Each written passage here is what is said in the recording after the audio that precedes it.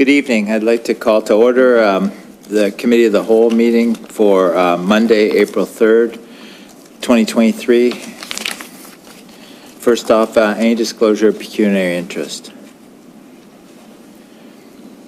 Seeing none, we need a mover and seconder for approval of the agenda.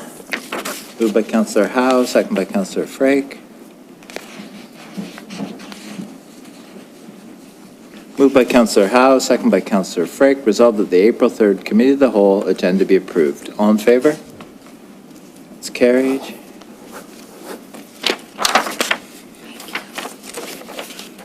No endorsement package. All right. Need a mover and seconder to receive the presentation from Ontario Green Conservation Association. Moved by Councillor DeFlavio, second by Councillor Sharwal.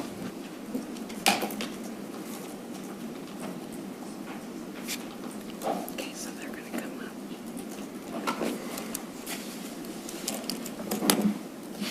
I think these were in the wrong. All right. Good evening, Liz. Welcome. And to the podium. Where's the...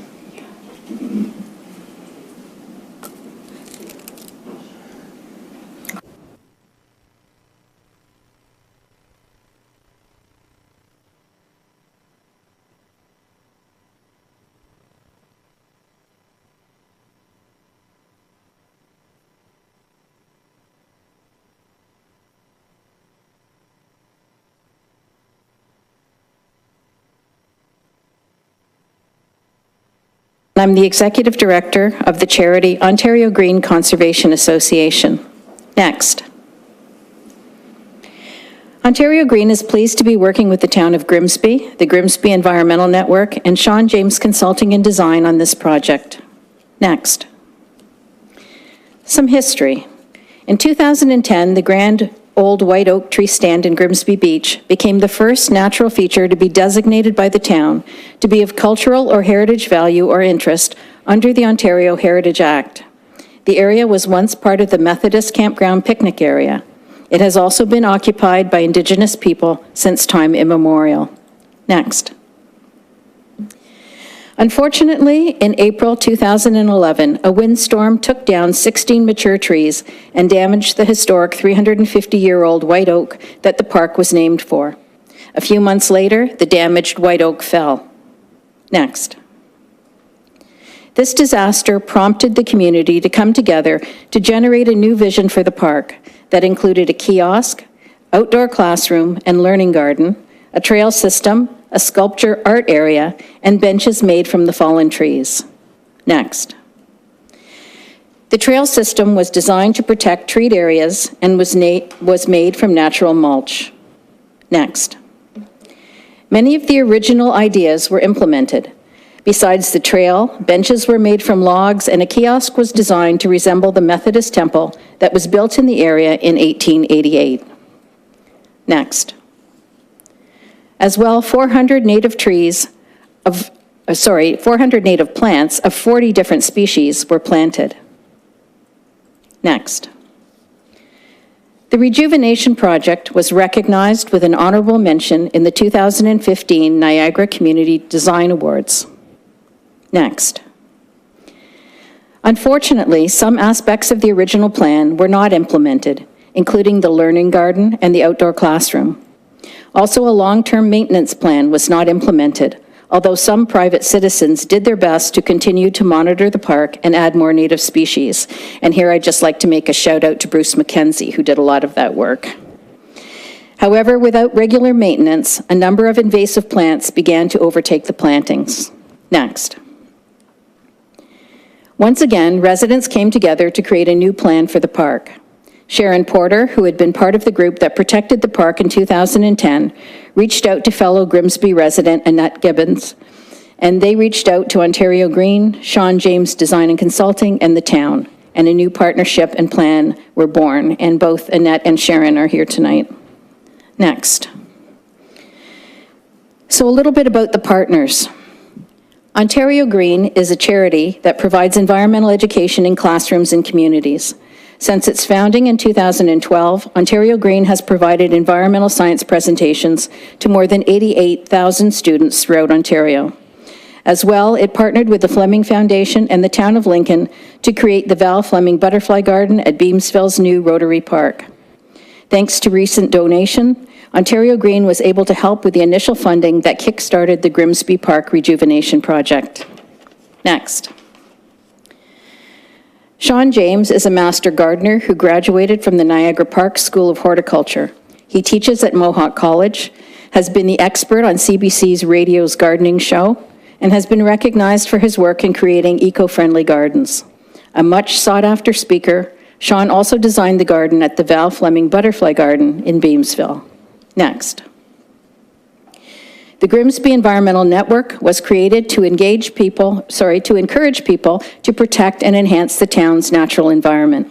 The network hopes to increase community knowledge and raise awareness about sustainable practices and move people to participate in making Grimsby greener.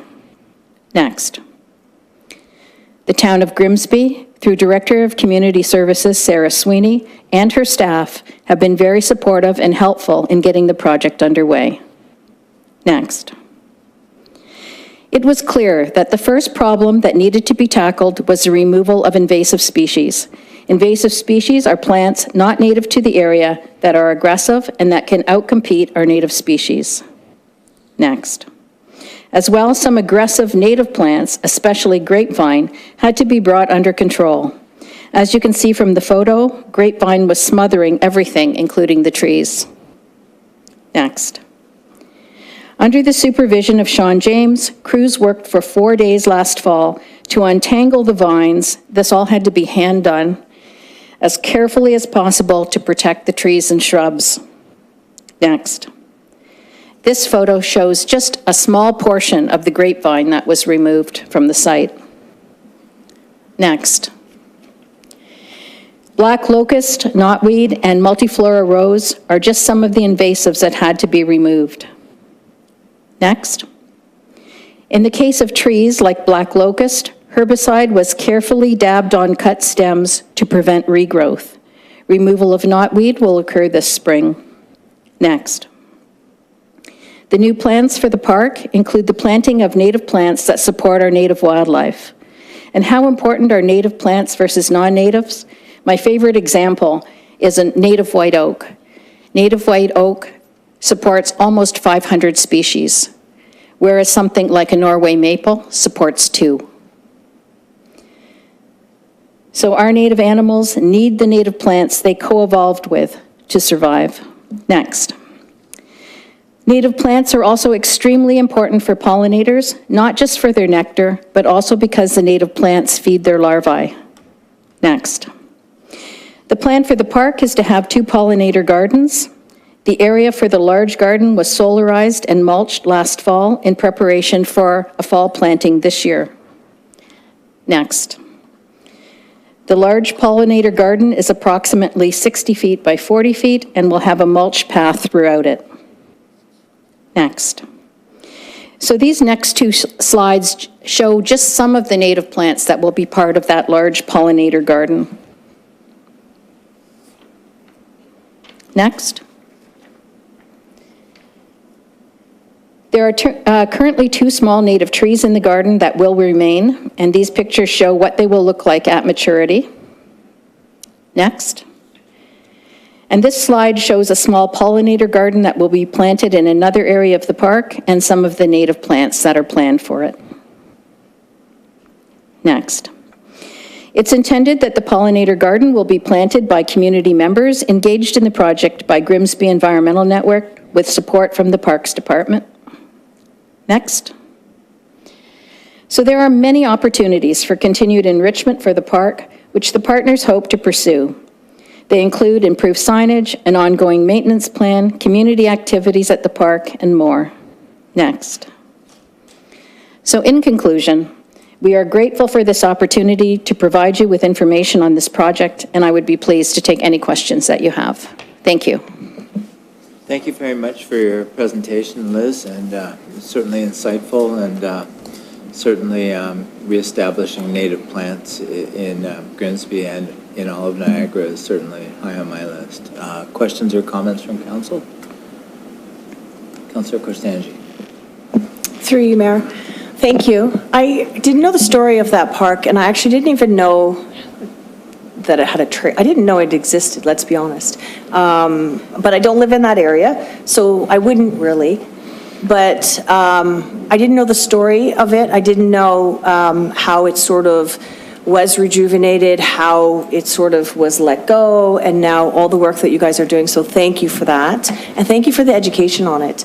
I think the more people in the community that are aware of parks like that and the history behind it and the native species and how important they are, the more engagement we can have, the more that people will want to look after it. Like I would love to help out whenever you need, and I'm sure many other community members would. It's just knowing that it exists and how important certain things are. So thank you very much for that education. I think it's a little hidden gem, really, in Grimsby. And I think you're absolutely right. The more people know about it, the more they'll be engaged. And we see it as a real learning opportunity for the community. Councillor DeVoley. Mayor Jordan, I guess a question for Liz Benyon here. So it is fairly close to where I live, and we have visited a number of times. And as you were talking about the kiosk, I'm trying to remember the signage within it. Is that totally complete? I feel like it's not. Can you just refresh my memory? It's been a few months since I was there. So the original plan was to have signage inside the kiosk. Yes. That, I don't believe that ever happened, right? No, the kiosk was built, but the signage was not. We talked about it just casually, and we haven't talked about it, in our partnership group yet. But we felt that probably it wasn't a good idea to put signage in there because it's actually a nice little seating area. And if you had signage in the middle of it, people wouldn't be able to see each other. So for instance, if you had a small school class there and they were all sitting in the kiosk with a speaker in the center, that might be a better use of the kiosk than having signage there. But there's lots of places to put signage. So we could still do that, but just in a different place. Yes. And is that sort of in our plans, or is it something we're all hoping for? When I say we, I'm talking about the corporate we, as in us and you. We have talked about signage. Right now, there's a historical plaque there, but that plaque refers to a tree that no longer exists. It refers to that 350-year-old white oak. So that will probably have to be replaced at some time. But we've also talked about signage that has information about the sort of the full history of the park from the Indigenous perspective, the Methodist era, and then the modern era. And we've also talked about having signage within the pollinator gardens themselves, maybe with QR codes, so if people want to know what plants they are, they can look them up. So we want to make it as interactive and informative as possible. And my last question, which you may or may not know the answer to, but perhaps anybody else around the table can jump in too, is I understand that the wood from that wonderful old oak tree, part of it we now have up at Southward Park in one of the buildings there, and there may be more wood left from it, I think. I'm not sure. Do you remember, Mayor Jordan, what happened to the wood with it? Yeah, I'm not aware whether there's, I don't know if Sharon knows, but there were benches and furniture made from it that are at the park today. Yes, thank you. Councillor DeFlavio. Thank you, Mayor, through you. Thank you for all your work there. It was heartbreaking when the Grand Old Oak fell in 2011. It was a project that tree and the surrounding trees, you don't realize how much trees rely on each other to protect each other, and when that came down, it kind of started a ripple effect in the entire stand there, and it was sad. One of the ideas originally when the tree fell was to take saplings from that tree. I don't know if that ever happened, if there were any descendants of that tree that were saved. Do you know if I don't think so, because I think they would have had to collect acorns. Yeah.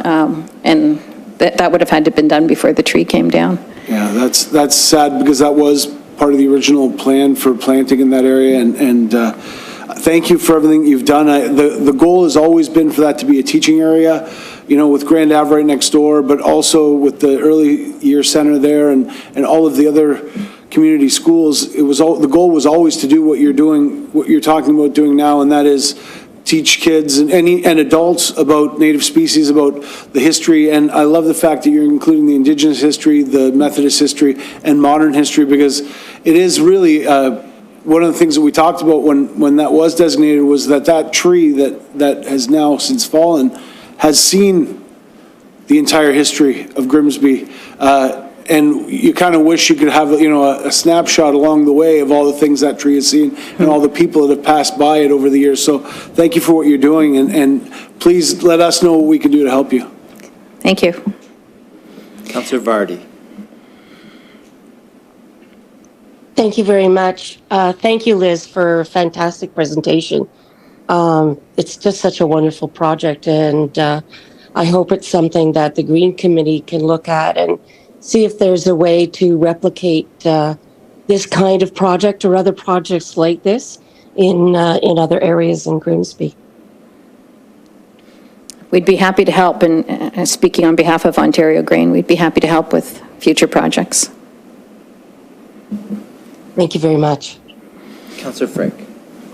Thank you, Mayor Jordan.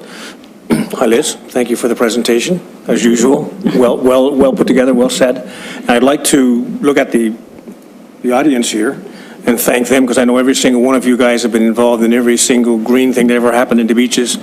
And I'm so proud that you're in our ward. When I say our ward, myself and Councillor. Yeah. So anyways, yeah, it's a great, I really was happy to be there the first day you introduced the project to some of the folks in the audience there.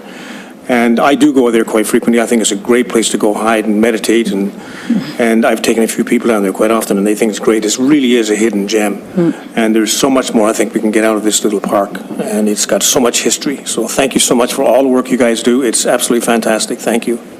I just want to be clear that it was Sharon and Annette who approached me on the project. I didn't approach them, so all credit goes to the folks here in Grimsby for their concern about that area and their desire to have it, you know, fulfill its potential. We're very fortunate to have you in the ward. Thank you. And in Grimsby. Seeing no further questions, again, thank you very much for your You're welcome. presentation, Liz, and have a good evening. Now we'll move to, all right. Moved by Councillor DeFlavio, second by Councillor Sharwa. Resolved that the presentation from Ontario Green Conservation Association be received. All in favor? That's carried.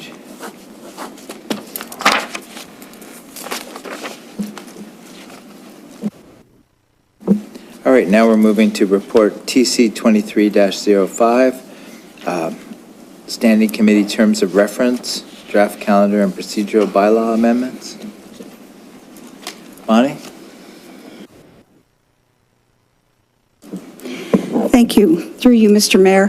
What we're presenting here tonight and what Council received is just what Mr. Mayor has just announced, which is Standing Committee Terms of Reference.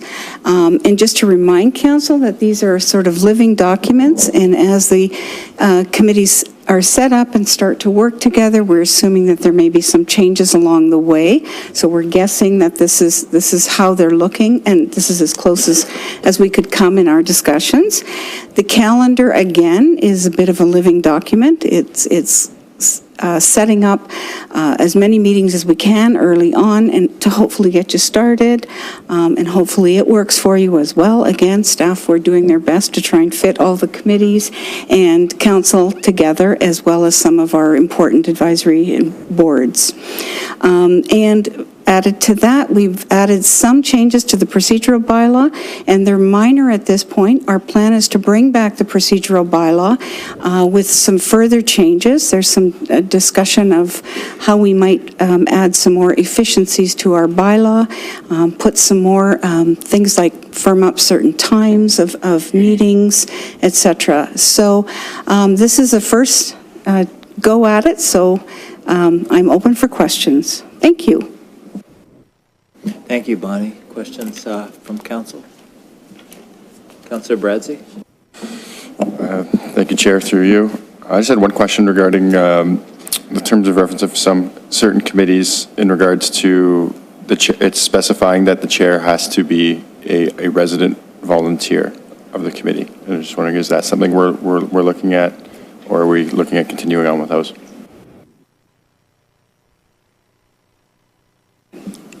That's for advisory, through you, Mr. Mayor, for advisory committees? Is that what you're talking about?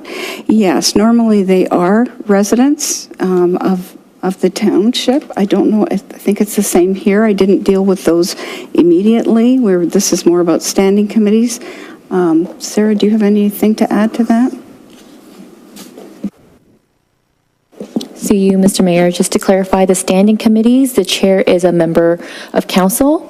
The advisory is a member of the public, because the advisory should be, it should really be for the public members.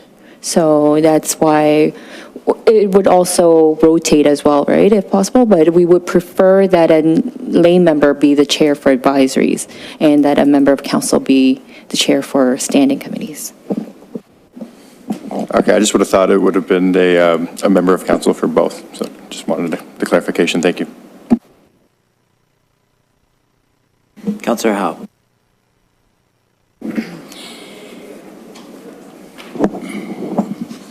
Thank you, Mayor Jordan. On each of these, and it's kind of a repeat of what I've brought up before, I'm very concerned that we've actually put it down in print on each of the standing committees. And right at the bottom, the meetings of the standing committee will be live streamed. Okay? Live stream in this era, or in this methodology, or the way we do it, means that we're going in through YouTube. No controls, no filters, no nothing. We're out in YouTube, and we're at the mercy of trolls, people that have no interest, but anyways, there are ways of doing it, still having it on a camera, which would be a Zoom. With a Zoom meeting, you can control who's coming in. You know who's coming in. Person has to identify themselves. It's no different than back a couple years ago, before we had all this stuff. People would come out to the meetings, and they would partake, and they would listen and learn from it. But that's not the way it is. But there's no reason for us. We bought into this. We all got elected. We knew that that was going to happen, and we knew that our faces were going to be on there. But other people don't. And are we exposing lay members, citizens, to the trolls, the salamanders, the whatever you want to call them, that crawl out from a rock and take what's on the YouTube feed that we've got and diminish them? Quite frankly, we've addressed that issue across the table, because there are certain women, trust me, I've been on there, I really don't give a, if I can deal with things myself, but there's different ways and we can't do it. Okay, so we've got to protect other people. There's no reason, no rhyme nor reason that they have to go through it, and they will. If we leave it on the YouTube version, we can still stream it. We can still Zoom it. Somebody can still get in. A delegation can still partake in it. There's ways of doing it, but still filtering who's coming in to look at it. And anybody can come look. They can do that. They just have to sign in. But then we know. And then we've got some recourse when it goes south or when someone's attacked. And gosh, I hope it doesn't happen. I really, really hope it doesn't happen. But we are responsible for it. I'm not going to, if I can't just pull out that on each of the standing committees, because they're the ones that are going to shown in Mumbai and Adelaide, Australia, then I just want to protect them. I don't like it. I've never liked it. And everything else is fine. And Bonnie, as you says, excuse me, Madam Clerk, okay? That didn't sound right. It's a working document, but for right now, that's in there, and we're not looking for a different way of doing it. And I truly believe that there's a way of doing it and protecting people. I'm sorry. Councillor Sharwell. Through you, Mayor Jordan. Oh, sorry. Through you, Mayor Jordan, thank you. I would agree. I feel that I want to protect our residents who are trying to do good for the community, and unfortunately, the harassers will like to edit videos and then put them on YouTube ads so that 40,000 some odd people could have it just pop up out of nowhere. And I don't want to do that to people that are just trying to do something good.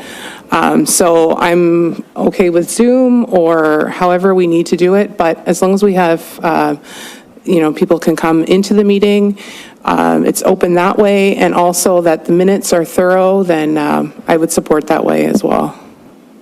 Thank you.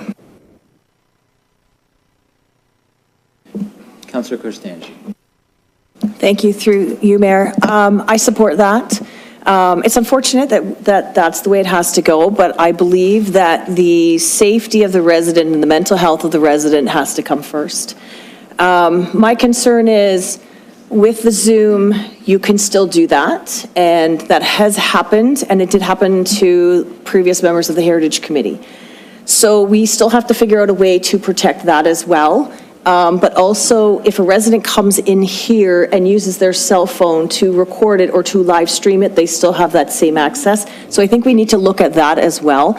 But I wholeheartedly agree that we have to protect our residents, and we have to protect their ability to have their voices heard. Otherwise, nobody's going to want to stand forward. Nobody's going to want to express their opinions, and it can make somebody a target. And not only that person, but their family.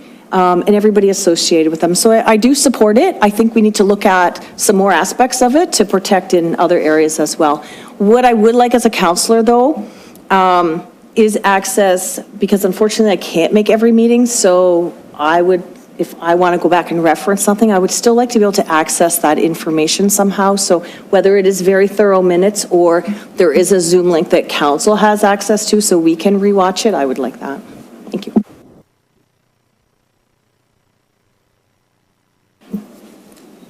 Councillor Bradzi.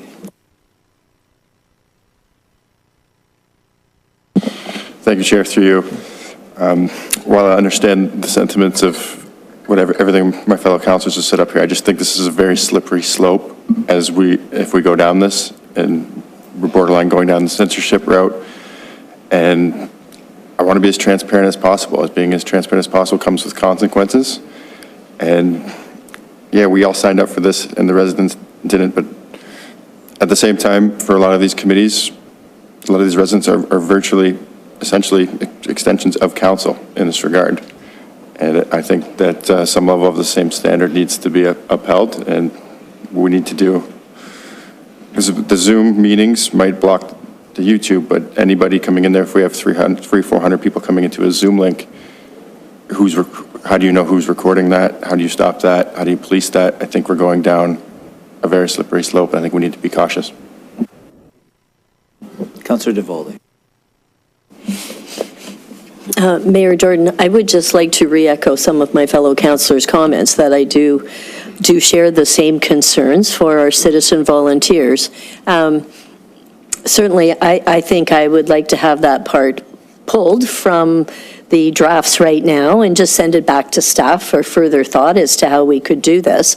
I don't know that we're necessarily going to come up with an answer tonight, but would certainly like to send it back and give some more thought to what could be done to make it work and to still be as open and transparent as we can.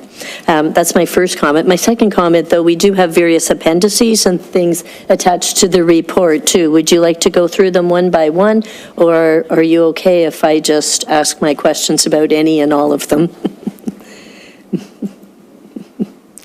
Go ahead.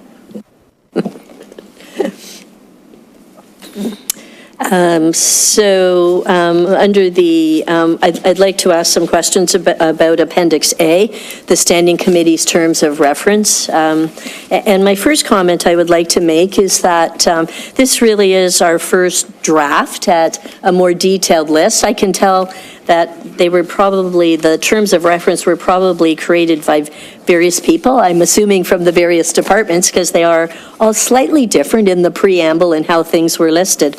And one of the things certainly that I think is always wise to do when we go down this road is to live through it for a while and then ask the committees to reassess the terms of reference, their comments, and to provide I'll call it summary recommendations to come back to council to say, well, this is what we found. These are the overlaps. These are the other functions that weren't listed, and so on and so forth.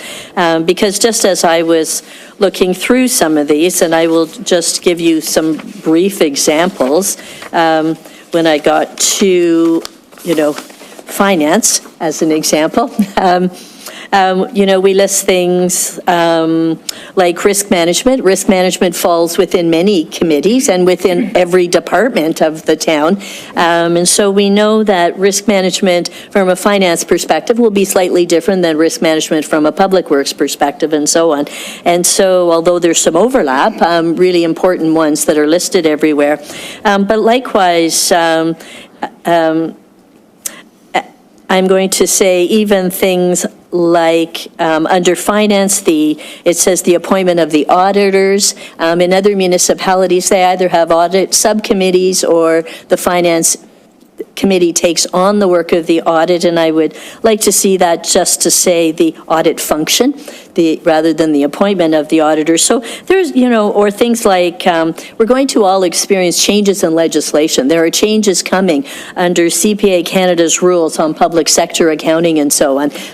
That in every single department, in finance, those are the changes that are going to be affecting us. In other departments, there's other legislation and changes that come about too. So, that is a key function of every single committee to have guidance from staff as the changes in legislation, the changes in rules, and to make sure we're building those in with all of that. And so I'm going to say, I sort of have I'll say, some fine tuning that I would suggest, and I don't mean to belabor this tonight, but if we can just provide comments perhaps to the clerk as to, and that way that would certainly shorten it up so I don't take up too much more time on this. One of my other questions related to this is on the Budget Committee of the whole. We don't talk about who the chair of this particular committee will be. I did check my notes of our February 6th meeting where the mayor actually suggested it would be the chair of the finance committee at that meeting, and amazingly enough, I wrote it down because I was interested in that particular comment. And so I think it would be good if we could just clarify that particular one, because unlike all the other terms of reference, we didn't actually say on this one who the chair of that would be. I'll stop there if someone has an answer for that. Thank you. Through you, Mr. Mayor, thank you very much for your comments. I'd appreciate them sent to me, or if you can give me these, I'd appreciate that. As I said, this is a living document. The other thing is we did put, and you'll note, the committee may consider other matters referred to it. I really tried to do a deep dive. I think I went through several municipalities who did have some standing committees to try and find out, and then I met with staff to try and, sort of focus it, but this could have been 10 pages long. So I was really trying to do sort of a higher higher level at this point, but I would appreciate those comments sent to me, and any you have that'll help us. We can certainly fix these, as I say, a living document, and once you start meeting, it'll probably change again. So thank you for your comments. In terms of, I would just like to comment on the transparency piece. I do believe that that's something we would have to take away. I tried to reach out to the Ombudsman's office today after I spoke to you, Councillor Howe, and I appreciate you coming to me. It's very important. It gives me an opportunity to look into things. I do believe we will have to find a way to make this work. I do understand the protection of the residents. I feel it. I hear you. And I'm listening. I'm not sure how we're going to do it, though. I'll be honest with you. I've spoke to others who have done standing committees that did have residents in and then stopped. So, you know, residents are on advisory committees and they take that chance as well. So I want to look at it for you, though, and I certainly will, and I'll certainly come back with something. So thank you. I appreciate the comments. Councillor DeFlavio. Thank you, Mayor. Through you, regarding the live streaming of committees, this might be heartless, but for me, it's more of a cost thing. There's a cost associated with live streaming all these committee meetings. I'm going to be honest and say that when I campaigned on having members of the public in the meetings, I strongly believed that I never thought that I was going to subject them to being part of meetings that were streamed on YouTube and things like that. Maybe that was short-sighted of me.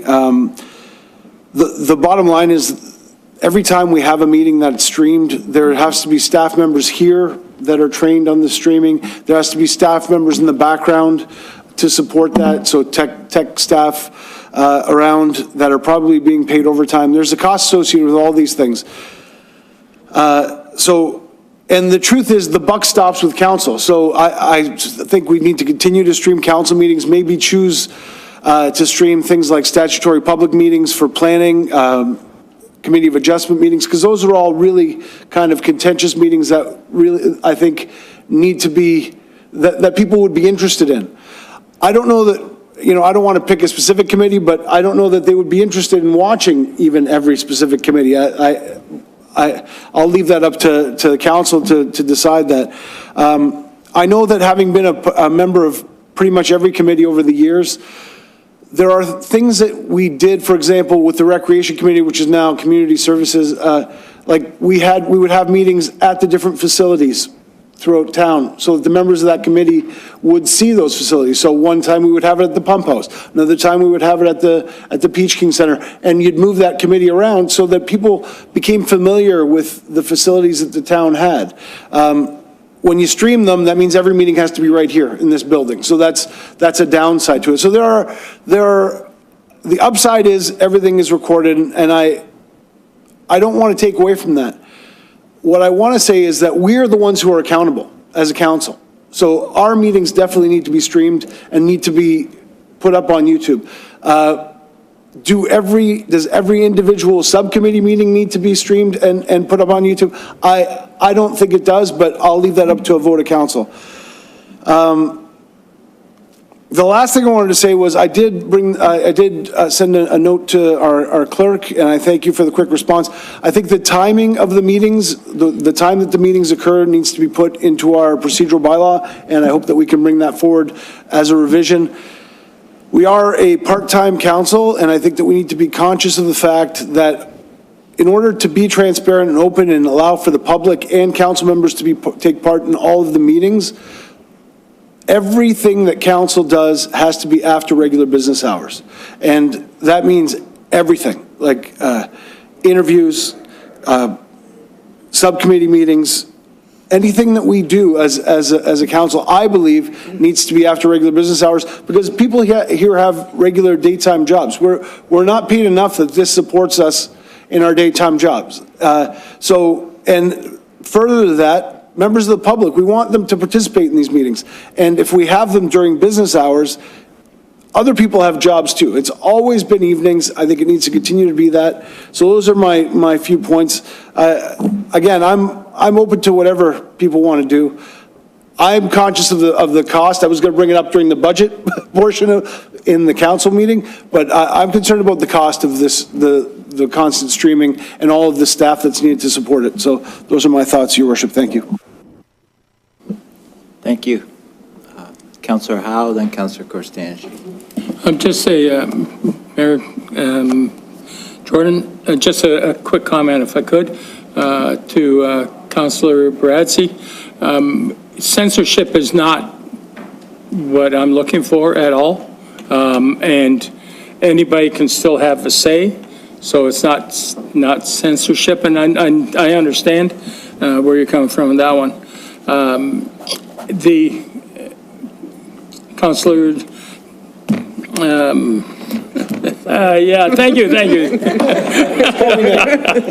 DeFlavio.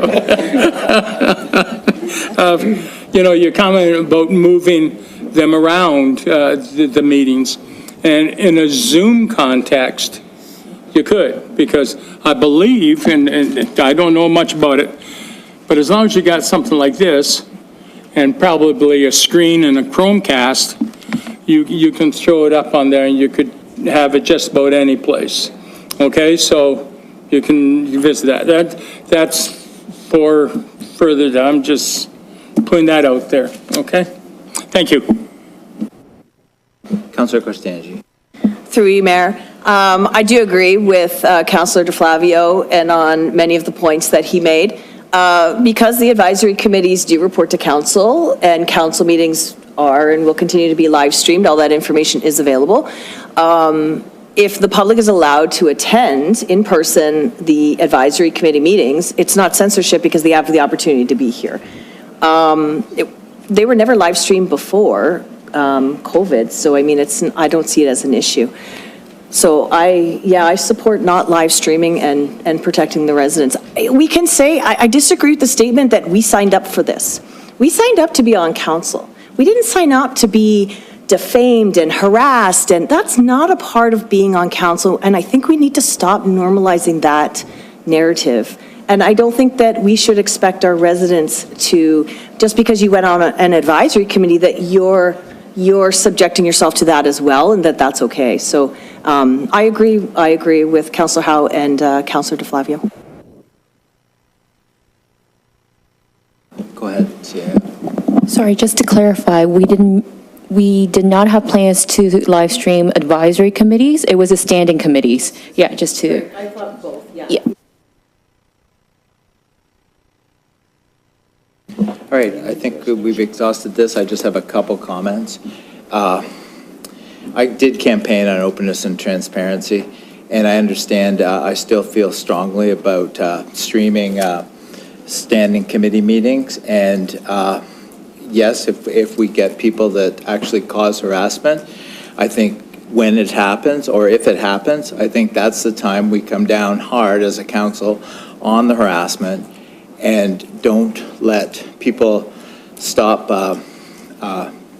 things from being public. It's just, I feel really strongly about the transparency aspect, and I feel in this day and age, if we have people like that, that come and attack us, I feel whether it's a member of the public or one of council, we need to then pull the full extent of the law on the people doing the harassment.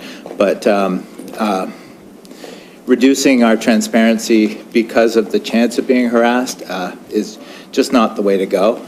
And a second thing about the meetings after staff hours, there's going to add a lot of extra hours for staff and extra overtime. So need a mover and seconder. Not about that, but is something else on this?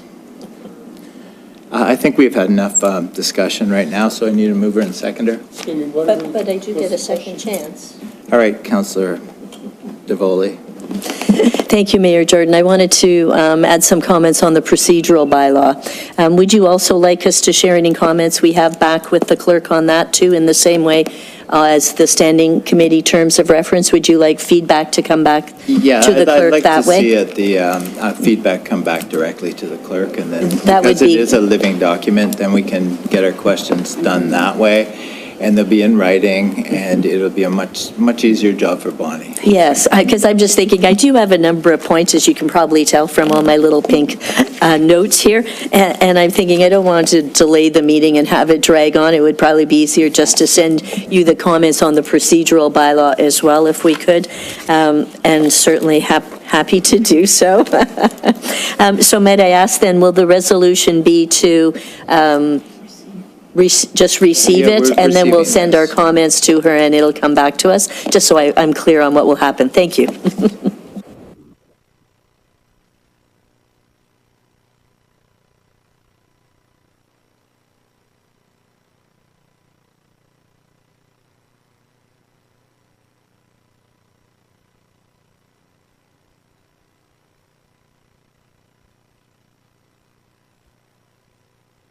We're just getting the wording correct, because it has changed a little bit.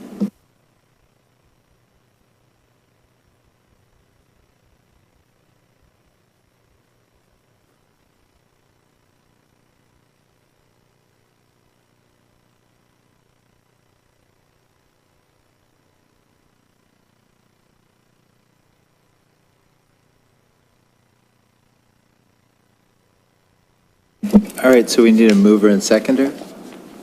Moved by Councillor Frag. Seconder.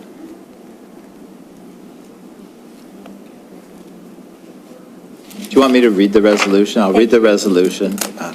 Resolved that report TC 23-05, Standing Committee Terms of Reference, Calendar and Procedural Bylaw Amendments dated April 3rd, 2023 be received, and that the Standing Committee Terms of Reference 2023 Calendar and Procedural Bylaw be approved, subject to any amendments being referred to the clerk. So that's not what's on our screen, though, right? Subject to. This should be subject to, right? Should be not and.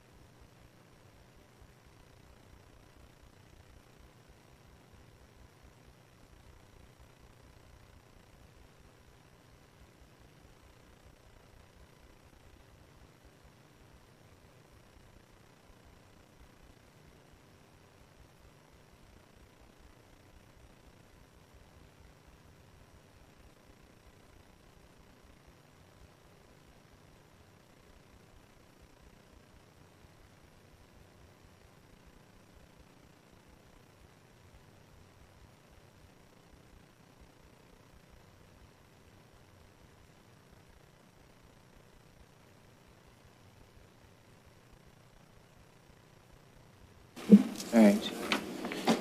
Moved by Councillor Frake, second by Councillor Howe. Resolve that report TC 23-05, Standing Committee Terms of Reference, Calendar, and Procedural Bylaw Amendments dated April 3rd, 2023 be received, and the Standing Committee Terms of Reference 2023 Calendar and Procedural Bylaw Amendments be approved, and that the live streaming considering under the Terms of Reference be deferred to the clerk for further investigation, and 3, any further amendments be referred to the clerk. All in favor? That's carried.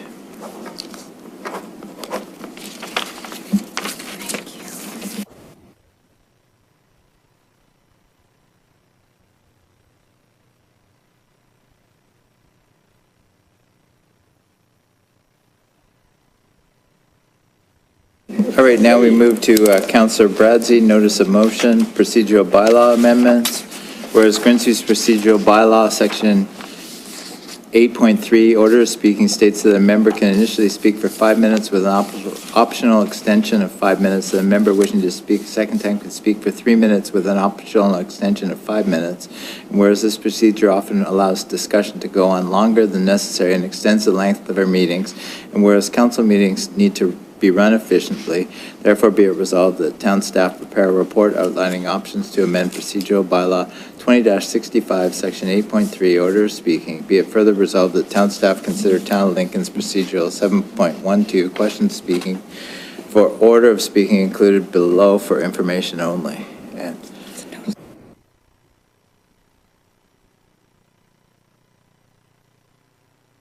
Councillor Bradley, you wanted to speak on that? No. Thank you, Chair, through you. I also... Actually, first we need a seconder for Councillor Bradzi. Councillor DeFlavio. Go ahead, Councillor Bradzi. Thank you, Chair, through you. With the transition to committees, it's kind of clear that we've been doing quite a few changes to procedures. I think this is kind of one that we need to revisit as well. Having been involved with the Joint Fire Accessory Board, it caused me to have to familiarize myself with two procedural bylaws, and I think we can kind of nitpick from the two of them and come up with one of best fit. Just our procedural bylaw, section 8.3, is only 3 points long, so it is somewhat vague. And in theory, can see any given issue exceed over an hour in debate, as our current shot clock approach of 5 minutes per 8 councillors, 40 minutes there, which doesn't include staff or time for responses. Then a second time around of 3 minutes, another 24 minutes plus staff time as well. Not to say that Lincoln's bylaw is completely flawless, because I'm sure it has its own quirks as well. But it is 12 points in length, and it is much clearer to follow. And I think as we onboard 30 some odd residents for standing committees, if we're going to make this a change to the order of speaking, we need to do it now. And I think Lincoln's is more clear, but like I said, we can take a best fit approach of the best of both worlds, in my opinion. Councillor DeVoley. Mayor Jordan, I certainly understand Councillor Perazzi's concern, and we've all sat here till 11 and 12 o'clock at night when we've had some evenings where the issues were near and dear to our hearts and we all wanted to speak on them. But I think one of the points of going to a standing committee is that a lot of that in-depth discussion will now take place at the standing committees. And that's certainly my hope, that that is how it's going to operate. And so the time constraints or the those sections of our bylaw may be fluid as we start living through our standing committees. And I would like to suggest that we defer this at this particular point until we've had an opportunity to live through life with standing committees, let's say 6 months or whatever, and then come back and revisit it and say, okay, how does this work now? The town of Lincoln doesn't have standing committees, so they're a slightly different type of governance model than we have, and certainly willing to look at it, but I'd be willing to look at it in about 6 months' time after we've had a chance to get our standing committees on firm ground and get into a pattern and routine on agendas and things like that. Thank you. So you have a deferral motion on the floor. We just need a seconder. Thank you. Councillor Frakes seconding it.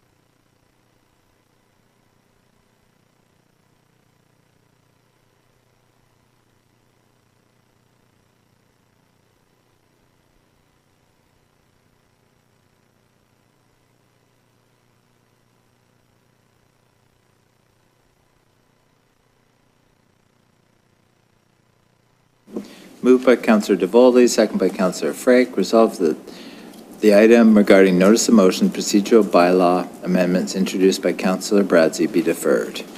I'll ask you to vote on your e-scribe for the deferrals.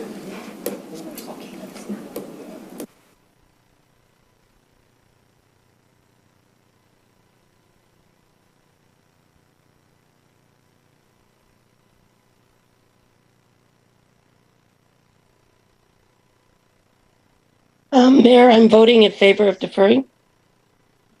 All right, thank you, Councillor Vardy. That's noted.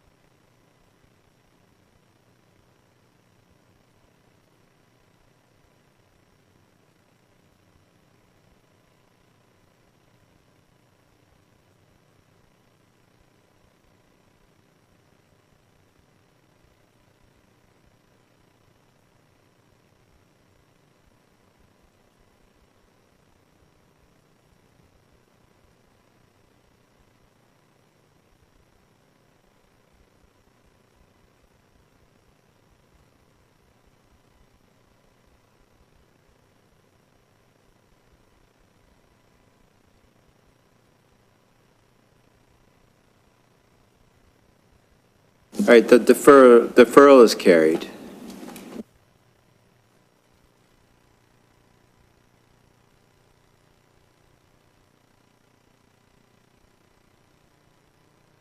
All right, now we're moving to planning and development, report PA 23-07, staff recommendation report, vacant Bartlett Avenue lots. Matt, welcome.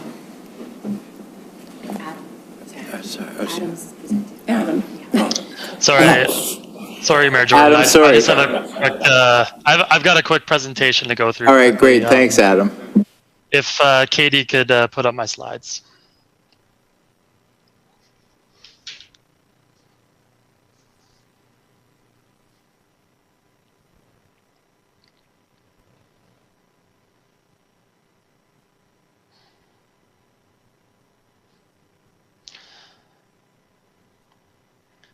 Okay, perfect. So good evening, everyone. So we are at the Committee of the Whole meeting. So this is for a zoning bylaw amendment that is being proposed for a vacant lot on Bartlett Avenue. So just for reference, this lot is located just south of the Main Street East and Bartlett Avenue intersection, just opposite of Musket Drive. So the proposal for this lot is 3 residential lots that were created in conjunction with 2 consent applications that were made previously. So those consent applications went to the committee or land division committee back in February. They were approved with conditions, a number of conditions, one of which was zoning bylaw amendment approval, which is the subject of the discussion right now. Yeah, so right now, what is being proposed is 3 residential lots. These are the building envelopes that are proposed that you see in front of you. There are no homes that are being proposed at this moment. These are just setting the building envelopes for future home building. Next slide, please. So in the official plan, this lot is designated a low-density residential area, which permits a mixture of residential uses, including single detached dwellings. It is considered a stable residential neighborhood, but does allow for some limited development and rejuvenation, and has a maximum height of 2.5 stories. Next slide, please. So for the zoning, the current zoning on the site is residential detached 1 or RD1 15, 15 being the maximum permitted lot coverage. The proposed zoning just changes from residential detached 1 to the residential detached 4 with a 45% maximum lot coverage and another couple of site-specific provisions for the minimum front yard setback and the minimum rear yard setback. Next slide, please. So just to give you an overline of the planning process, this is the process for the zoning bylaw amendment portion, which is, again, the discussion for this evening.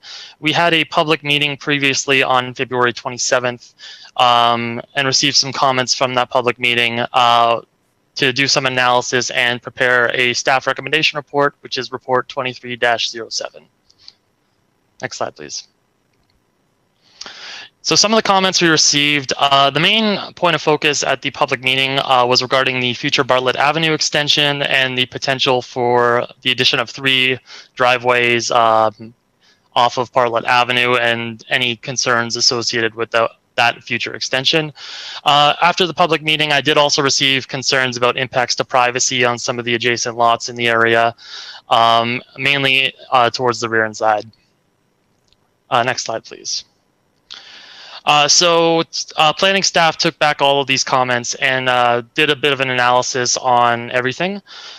So planning staff felt that the lots proposed along Bartlett Avenue do fit within the character of the area and do provide a buffer to the rest of the development along Bartlett Avenue and Park Road South. They do also provide a good form of intensification for the area.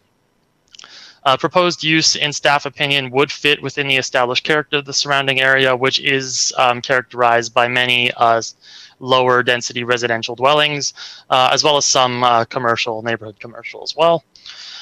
So just to address this point about the potential Bartlett Avenue crossing up the escarpment, planning staff did reach out to the region for some additional comment after the public meeting.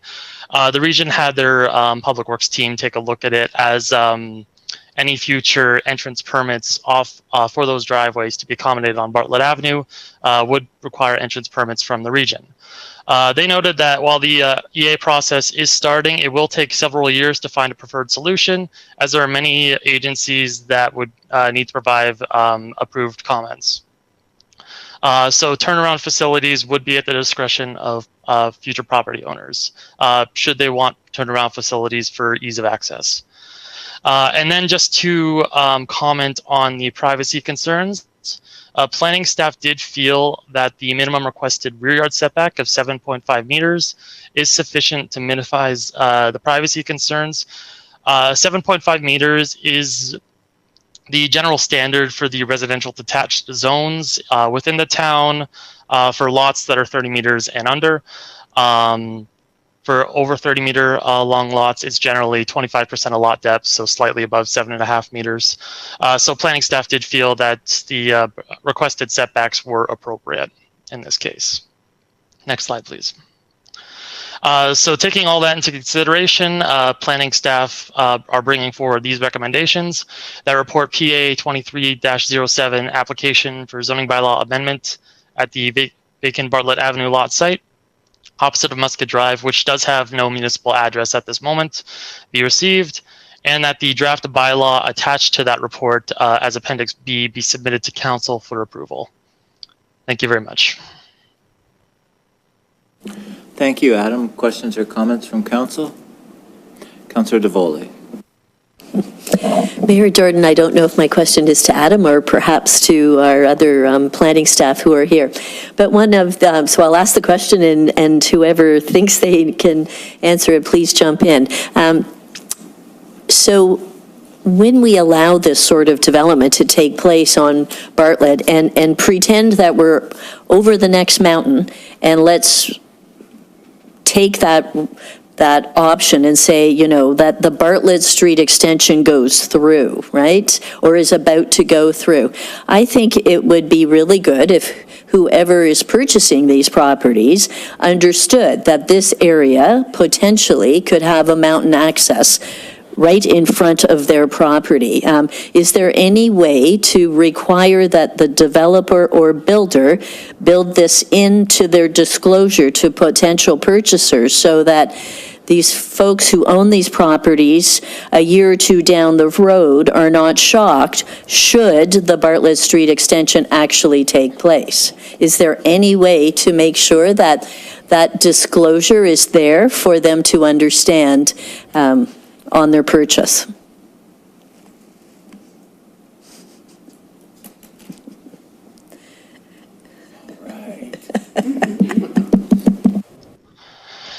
Yeah, so I can jump in there. So one way to do that is through a consent agreement. That would be mainly to address some of the other comments that would be or conditions that were provided as conditions of approval for the consent process. So that is one method.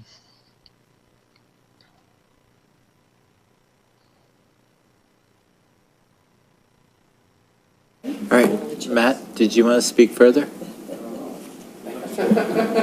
Oh, the light's broken? Can you hear me? Yes. Okay, through you, Mr. Mayor, I think, you know, it's a little bit of a tricky proposition because, you know, we don't have, it's only a few units. We don't have any site plan process we can go to. A lot of times during site plans, you can, you know, have in the agreement that, you know, certain clauses be included within the agreement of purchase and sale in the future. Here, we don't have that. We can make the recommendations at the building permit stage as well, but we don't really, I don't think there's any teeth through that process to make sure they get implemented. But as Adam said, there's certainly options too through the consent process as well. And so could we ask that that be done? I think it's really important that potential purchasers understand, you know, the what if that could be right in front of their property and going up their street. So I would like them to be fully informed, right? Yeah, and through you, Mr. Mayor, I think that's definitely something that we'll take away, and we'll definitely make sure that we identify the appropriate avenue to pursue that. Thank you. Thanks, Matt. Councillor DeFlavio. Thanks, Mayor. Through you. I understand the change from the 15% to 45% lot coverage. Obviously, the 15% in the zoning bylaws based on some of the other houses that were in the neighborhood that were, you know, built in the 50s and 60s that had large lots and the homes comparatively small for the lot. How does that 45% lot coverage compare to the adjacent lot that was, I think there was an OLT appeal through, was it Mountain View Homes? I can't remember who the company was with the church property. There were 4 lots that were approved, and then I think 5 were actually, was what was given by the OLT. I could be a little off, but is it 45% lot coverage on the lots that are right next door as well? Do you know the answer to that question, Adam, or okay. I think Walter's looking it up for me. And that being said, regarding the Bartlett Avenue extension, while I'm waiting for the answer to that one, I think it's a caveat emptor kind of situation where the buyer needs to be aware that if you're buying a house on a lot, on a street that is a dead end that has been talked about as a mountain access for decades, that's something that can happen, you know, but we have to make our planning decisions based on what's there now, right? And, you know, I have the same concerns about the development proposal across the street with the, I don't know, 100 units or something, 140 units. I have concerns about that because this is 3, but we've got a proposal for 140 across the street from there that would all enter onto a road at the bottom of what could be a mountain access. So that's a much greater concern for me than 3 new lots with 3 driveways. Well, that is a concern. I don't know if you have the answer to that question. Adam, sorry. The question regarding the 45% lot coverage and the next lot over.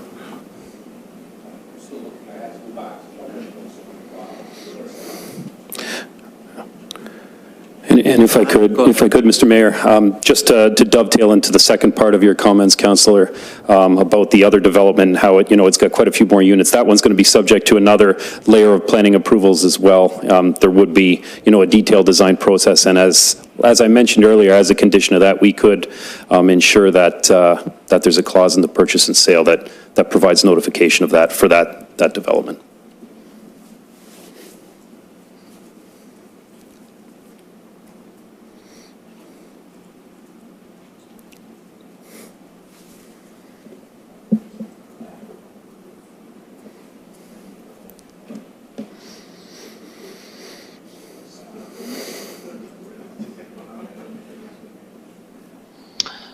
Oh, and regarding the lot coverage, so to the immediate south, it is 40%. Thanks, Adam.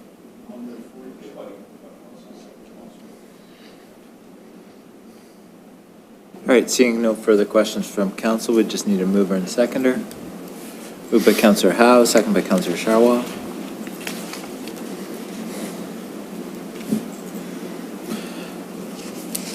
Moved by Councillor Howe, second by Councillor Sharwal. Resolved that report PA 23-07 applications for zoning bylaw amendment 26Z 1622-04 at vacant Bartlett Avenue lot opposite Musket Drive dated March 20th, 2023 be received, and that the draft bylaw attached to the report as Appendix B be submitted to council for approval.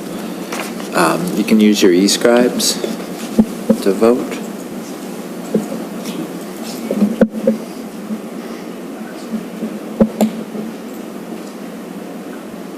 I vote in favor, Mayor Jordan. Thank you, that's so noted.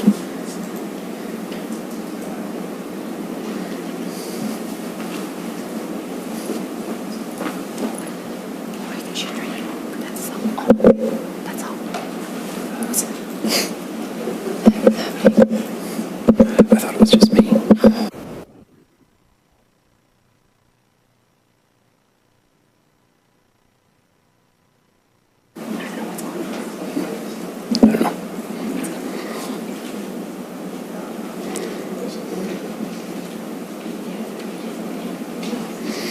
Apparently I'm on all the time.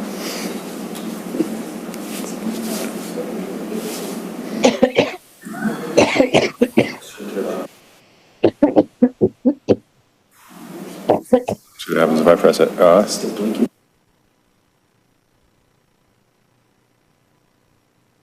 All right, now we're moving to report PA 23-09, Bill 109 and Bill 23 implementation development applications. Matt, go ahead. You might have to go. Okay, thank you, Mr. Mayor. We'll just go right to the next slide, if that's okay. I don't think I have to tell anybody. In the planning world, there's been quite a few changes happening lately, lots of big pieces of legislation coming forward. Two of the bigger ones, obviously being Bill 109, which really touches on, some of the main items are increasing the, speeding up planning application processing. And then, kind of dovetailing in with that is Bill 23 that speaks to, the overall goal of constructing more homes. A lot of different components of that, changes to delegated authority items, certain appeal rights. There's a whole slew of things. As I understand it, there's been a couple of reports brought forward already, kind of a little more introductory in nature to council. For the purpose of today, what we really want to focus on is just more on the development application processing, more on that particular aspect and how these two pieces of legislation feed into some of the changes that are going to precipitate out of that. We also want to provide, kind of the whole goal is to provide a little bit of an update in terms of some of the discussions too that have been happening around the region. There's a whole bunch of lower tier municipalities in Niagara region, so we've had lots of discussions in terms of how we respond within the region, looking at examples outside of the region, what some others are doing. just to try to make sure that we are addressing the changes that are coming about. So, next slide, please. So one of the things that's been discussed at length in terms of some of the process improvements for development application review is how we run pre-consultations. So pre-consultations, that's when an initial development concept is brought before staff. It's an opportunity to get everybody in a room, different agencies, different town departments, or virtually, if that's what happens, but to really go around and kind of inform the potential applicant in terms of A, feasibility, B, what's going to be included in the specialist type reports and disciplines that are going to contribute to what will be a complete application, something then staff can intake and then move forward with processing. So the process to date, in terms of what's submitted, it's fairly preliminary currently as it stands. And a lot of the discussions evolving around Bill 109, because Bill 109 includes faster timelines and potential refunds of planning application fees if we don't meet those timelines, is trying to really beef up that pre-consultation process. Instead of, just requiring just a basic preliminary site plan and a little bit of preamble, it'll be a lot more specific, or at least some municipalities are moving to be a lot more specific in terms of what's being requested. In some cases, that's even included, or will include, some preliminary engineering information, just to kind of give that extra lens of review up front and help scope the project even more so. So another thing that's being encouraged, I think it's done here, it's done in a couple municipalities, but not all of them, is even before something gets to a pre-consultation, strong encouragement to for an applicant to come in and talk with staff even before it even gets to pre-consultation. A lot of change can happen there too, a lot of refining of a proposal, even before it gets to the pre-consultation stage, so that, once it gets to that point, there's already been that initial layer and you can really focus in on the details. So there's a lot of talk about making sure that we've beefed that up, because that is kind of, the clock on Bill 109 hasn't started yet at the pre-consultation stage in terms of how long it takes to process planning applications. So that's really a good opportunity to deal with a lot of the issues a little bit more upfront. Some of the other things are actually enhancing the application submissions. A lot of times, we identify at the pre-consultation, you're going to need an environmental impact assessment and, an archaeological assessment, a preliminary site screening for contamination, and all those things may get submitted, but they're not always of the highest quality, or they're not always inclusive of everything that's needed within those reports. So there's been a lot of work being done, spearheaded by the region and a process improvement team with some local area municipal representatives, to finalize some terms of reference, kind of lists of what should be in each of those reports, what constitutes a complete application. And the idea is, when we review these deliverables, when they're submitted, we review in that lens. Okay, does it meet all of the requirements of the terms of reference? And those terms of reference, there's often, there was input by a consultant that the region retained for that, but there's often, with archaeological assessments, for example, there's standards and guidelines from the province that come down. So they're informed by certain things that we can really move forward to implement. So the idea is not to deem an application complete until we're sure. It's just not everything's been submitted, but it's been submitted in accordance with those terms of reference, so we know that it's complete. Otherwise, we deem it incomplete, and they have to go back and revise whatever deliverable it is that didn't meet the terms of reference conditions. Another thing too, because the pre-consultation process is envisioned to be more involved than it has been in terms of really getting into a little bit more of the preliminary design, moving away from just very high-level conceptual. Looking at the fees for pre-consultation, the region's recently done this. I can tell you at the town of Lincoln, that was recently done as well, to beef up the fee a little bit more and make it separate from any planning application, just in recognition that all that review time is going to be at the beginning now. It's going to change. So that's something that needs to be considered as well, and in many municipalities it is. Next slide, please. So this one's an interesting one. When I think about an application, now we've gone through our pre-consultation, now we've deemed it complete. The next stage is to actually process it. And a lot goes into that, and we have very little time to do so. I don't think, you saw the timelines in the report. There's not a lot of time, so typically, when I look at something like a site plan, let's just say, well, it's not uncommon for there to be, 2, 3, even sometimes 4 recirculations where, you get a site plan submission, here's town comment, X, Y, and Z, region, whoever else is involved, and then, essentially you provide a fulsome set of comments, and the consultant and applicant, they go away, and the expectation is they're supposed to address those comments. Well, all that takes quite a bit of time. And if you're doing it multiple times, you got to think it's not only the staff time to review and provide comments and assemble everybody else's comments, but it's also, the applicant and their consulting team making those revisions. That takes time too. So one of the things that is being considered is how do we streamline the process a little bit once we're actually in it? There's certain tools that are afforded to planners to do that.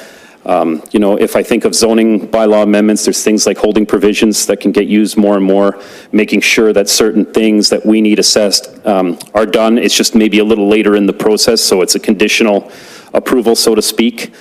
There's also things, conditional approvals in subdivisions, we have those often. There's conditions of draft approval. They can be small list, big list, depending on the complexity of the subdivision, but they're still there. They might not be completed during the actual planning application per se, but they still need to be done before the actual project can be realized. So that's a long-winded way of saying, instead of having multiple resubmissions and all that back and forth, there's a little bit of streamlining in terms of one submission. We've identified all these issues, and as we move forward into later stages of the project, those kind of conditions get cleared. The big one, I think the big one here is the public consultation piece of planning applications. How it's typically done, I think as I understand it, you have, you've got your preliminary notice that goes out here, you have an open house, which is kind of essentially very similar to what a public meeting is. It's in front of all of you, and it's an opportunity to get public input. The problem is, in order to do that, so you've got your open house, and then you've got your public meeting, you need to provide 20 days statutory notice in advance. Once you add all these things up, and then trying to get on the subsequent committee or council agendas, you might be up against it, which with respect to the timelines. So there's been a lot of conversation about how to mitigate that a little bit. I've done some research myself. I've looked at a municipality such as Oakville. The way they do it is before an application is deemed complete, they require a public information meeting to be held. That is, a meeting that's actually coordinated by the developer, but as a component of the complete application, we have to make sure that they have proof of notification and minutes of that meeting. So it's kind of that initial touch point early on in the process, actually before it actually starts, which gives you more time during the process to try to hash out some of those things. And then they hold their public meeting separate from the recommendation report. I know the city of St. Catharines, for example, they typically hold the recommendation and the public meeting. It's all in the same meeting, which to me, optically, that's something I would like to avoid. I'd like to have the public meeting, have some meaningful dialogue, maybe some time for some revision or contemplation, and then move forward with a recommendation. So one of the options is to move, what would be the open house earlier up in the whole process. But in that case, again, there's other situations that are similar. The open house would change kind of function a little bit in terms of how it's brought in front of you. I think you would all, in the example that I provided, I'm not saying we need to go there, but we're still, looking at options for what the best fit is here. But in that situation, all the councillors would obviously still get invited, but it wouldn't be a formalized open house, I think, the way it is today here. So again, options that we're considering, and as part of some of the next steps, I think we'll be finalizing some recommendations for you. So next slide, please. So this is some of the Bill 23 implications of development application processing. I'm sure you've heard it before with site plan control now. You can't apply it for anything under 10 residential units. There's no site plan control process for that. Those types of developments, provided they meet zoning regulations, can go straight to building permit. So that's a big time change. That requires some change to, some of our our overarching planning documentation, our official plan, just to change that, our site plan control bylaw, things like that. They've changed, they being the province, have changed the whole appeal process now for minor variances and consents. There's no opportunity for members of the public to appeal those decisions of Committee of Adjustment anymore. There's an opportunity for the applicant to appeal if they don't agree with the Committee of Adjustment's decision, but otherwise, those appeal rights for the public have been restricted by Bill 23. They actually the province wanted to do that for zoning amendments and things like that too, but then walked it back, thankfully. Some of the zoning in protected major transit station areas, which is here we have such a station here in Grimsby. There's requirements for things like setting minimum heights and densities. There is a secondary plan in effect here, but there will need to be a review as part of the official plan and the Planning Act changes to make sure everything's consistent. So we have to make sure that we carry those forward with respect to zoning as well, because zoning hasn't been updated to reflect the secondary plan.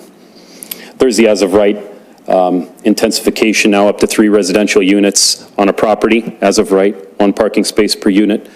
You can do either 2 units in a main building and 1 in an accessory. That's an option as well. So that's another change we have to make in our legislation, reflecting the provincial changes. That's a zoning change, an official plan change. And then finally, there's been some changes to the Conservation Authorities Act in terms of what they're reviewing. There's already 1 change in effect. They're not reviewing natural heritage anymore, only regulated floodplain areas. And then another change to come later is pertaining to their whole development permit system and how that applies or doesn't apply in regulated areas when there's a planning approval. So again, just summarizing some of the changes as they pertain to development review that came out of both pieces of legislation. Kind of next steps, as I mentioned, we're going to be finalizing some recommendations as a staff. We're going to bring it forward for council consideration. But in the meanwhile, we just wanted to provide these updates, kind of let you know what the flavor of some of the discussions are, and I'm happy to take any questions. Thank you, Matt. Questions or comments from council? Councillor Sharwa. Through you, Mayor Jordan, thank you. I just had a question about, you just touched on that whole floodplain thing. So the MPCA, they used to have a tool where you could type in your address and it would give you information about if you're on a floodplain. Yeah. And they took that out conveniently. So you can't search it anymore. And do you have access to that stuff, or is it just the residents that don't have access to it? Like, do planners have access to that information? Yeah, through you, Mr. Mayor, that information is available. Typically, it gets updated, provided to the region.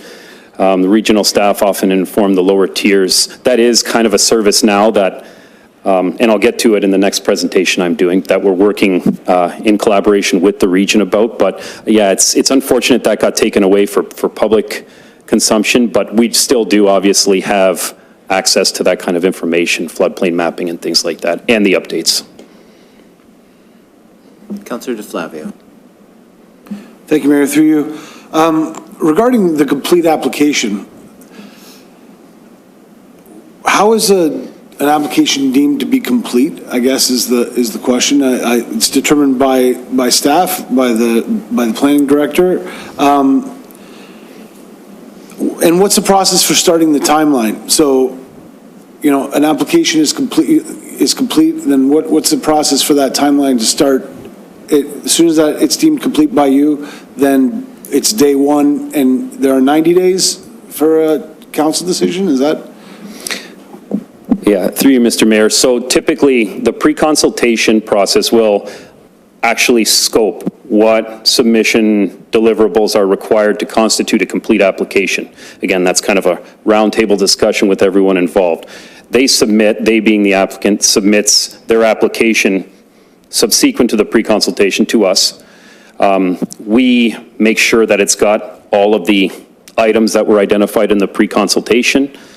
And then after that, we have 30 days after an application's been submitted to deem it complete or incomplete. So once we deem it complete, we issue that letter of complete application is what it's called. That's when the timelines start.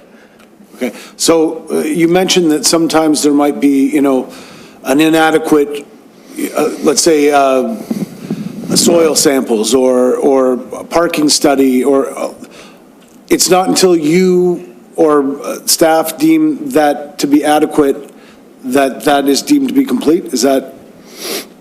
My question, I guess, is can the developer claim that it's complete? And can they appeal your decision to not deem an application complete? Through you, Mr. Mayor, good question, Councillor, and I think the answer is, it's always been the contention that, at least from my experience, is that, yeah, as long as they've got all those deliverables, hey, I gave you the deliverable, Matt, we're good to go. But I think part of the whole reform, how we want to change things, is we're actually, again, like I said, we went through kind of a comprehensive process, region-wide, in terms of participating to really refine those terms of reference I was talking about. Those are going to be attached right to the pre-consultation minutes. So again, that provides pretty concrete and clear direction in terms of, it's not just that you submitted anymore, you've got to comply with these documents. And I'm happy to say that they've all been updated and we're in good shape with them region-wide. And it's also, that's part of kind of coordinating process to make it a little more consistent throughout the region as well. So we have that. One more thing, Your Worship, through you. You're talking about the open house process and moving it up in the process. I love the idea. If we can have an open house as part of the application process, I think it would be a terrific way to get the public to feel like they're part of the process rather than making it a complaint-based, make it a discussion. That was always the goal. Walter will remember our first open house was a disaster. I think that it was in the old council chambers, and we had the developer, we wanted to make it, put up boards, kind of an open discussion, kind of a free exchange of information. People actually didn't like it to be informal that way. They wanted somebody to be in charge of the meeting and for the meeting to have a direction and to have it, some sort of, this is what the proposal is in a presentation. So we've got to find that middle ground. What we don't want is, you talked about the City of Oakville process, or the Town of Oakville, I guess, because they still call themselves a town. It sounds like that's sort of along the lines of what we want. We want to get it early in the process and allow people input. What we want to avoid is the report and the decision on the same night and the feeling like it's all being kind of jammed together, because we want everybody to feel like they're part of the process, like residents, people who live in the neighborhood. And so any suggestions you have to move that up forward, I think are good ones, because I think you understand what we want and what people want is we want a discussion, and we want it to be back and forth, and we want the developers to actually listen to people and take the thoughtful input into consideration. So I like where you're going with it. Thanks, Your Worship. Seeing no further questions, Councillor Frick. Thank you, Mayor Jordan. Thanks, Matt. Just to piggyback off of what Councillor DeFlavio, what's his name? DeFlavio, said, I feel that we're kind of in a box, actually. And the open houses that we will be able to have, I mean, it's really a one-way street. It's a one-way information process from what I see. It's the developers telling the public what they're doing. Correct me if I'm wrong.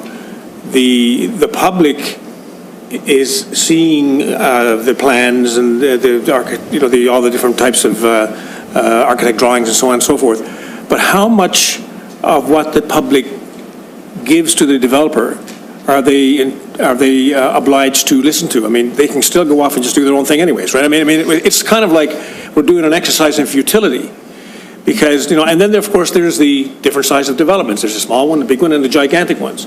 So they all have the same time frame, I think, in the application. So to do a traffic study, let's say, for the fifth wheel, I mean, it's much different than a traffic study for building the Slessor Apartments over here off of Main Street. Yeah. So, but they're still within the same 90 days. I mean, I don't know how we can squeeze that much out of 90 days and still make this work, and us not ending up paying the bill. So I don't know if you want to talk, because it just seems to be too tight of a deadline to do a lot of the things that need to be done in a lot of these applications. And if you decide that as Councilor DeFlavio said, if you decide that the soil sample is not enough, or the shadowing is not enough, the study's not good enough, the parking study's not good enough, and you send it back, you potentially could go over the 90 days. So once again, we'll get caught. I mean, I don't know, you want to just address that stuff. It seems like it doesn't matter what we do, what type of events we have for the public, we don't win. We don't go anywhere. I mean, I think that's where Bill 109 has put us. Correct me if I'm wrong. Yeah, through you, Mr. Mayor, I mean, I think if I said it wasn't a challenge to deal with these timelines, I'd be lying, for sure. I mean, we're all struggling with it. Again, I think depending on the application, I think that's where things like conditional approvals, when you talk about a traffic impact study, maybe there's an opportunity where we get that first traffic impact study, and yeah, we've got some issues with it. You know, instead of, you know, requiring it to be dealt with as right within the process, maybe again, it's a condition that continues to get work on. Yeah, we give conditional site plan approval and we meet our statutory timeline, but it's conditional approval, meaning before they get to a building permit, they still have to achieve and make sure that they address the issues that we need them to. And, you know, just to speak briefly to your other point, and I think it's a good one, you know, you're talking about, is this an exercise in futility? Here we are, you know, you've got the province pushing for all kinds of housing, you know, the planning policies seem to be generally heading in that direction, and we're looking to obtain public input, you know, with at least the thought of, you know, maybe not changing a proposal, but influencing it.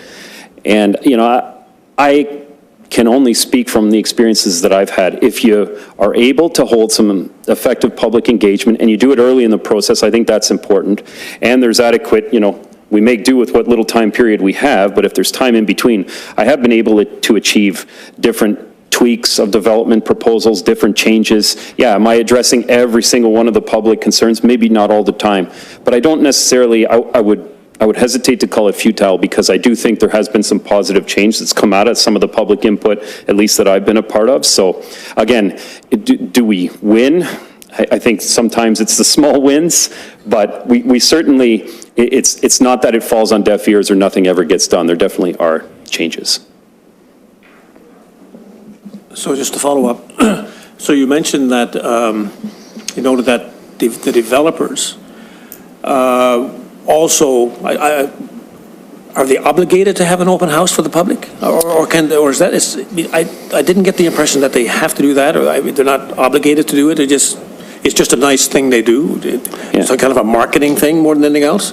Yeah, through you, Mr. Mayor, actually, you're quite right, Councillor. The statutory public meeting is statutory, meaning it's required as part of the process. The open house, the step we're talking about before that, technically is not a requirement under the Planning Act. So, you know, a lot of it's not unusual to, you know, require it or recommend it as part of being you know, a municipality. I see it all the time. Usually developers, at least the ones that I've dealt with, don't put up significant issue with it. But you're right, it's not an actual mandated item in the planning process. Thanks, Matt. Thanks, Mr. Mayor. All right, seeing no further questions, moved by Councillor Sharwa, second by Councillor DeFlavio. Resolved that report PA 23-09, Bill 109, and Bill 23 implementation development applications dated March 20th, 2023 be received for information. All in favor? That's carried. All right, now we move to report PA 2310, Bill 23 implications, planning and regional level. Matt, again?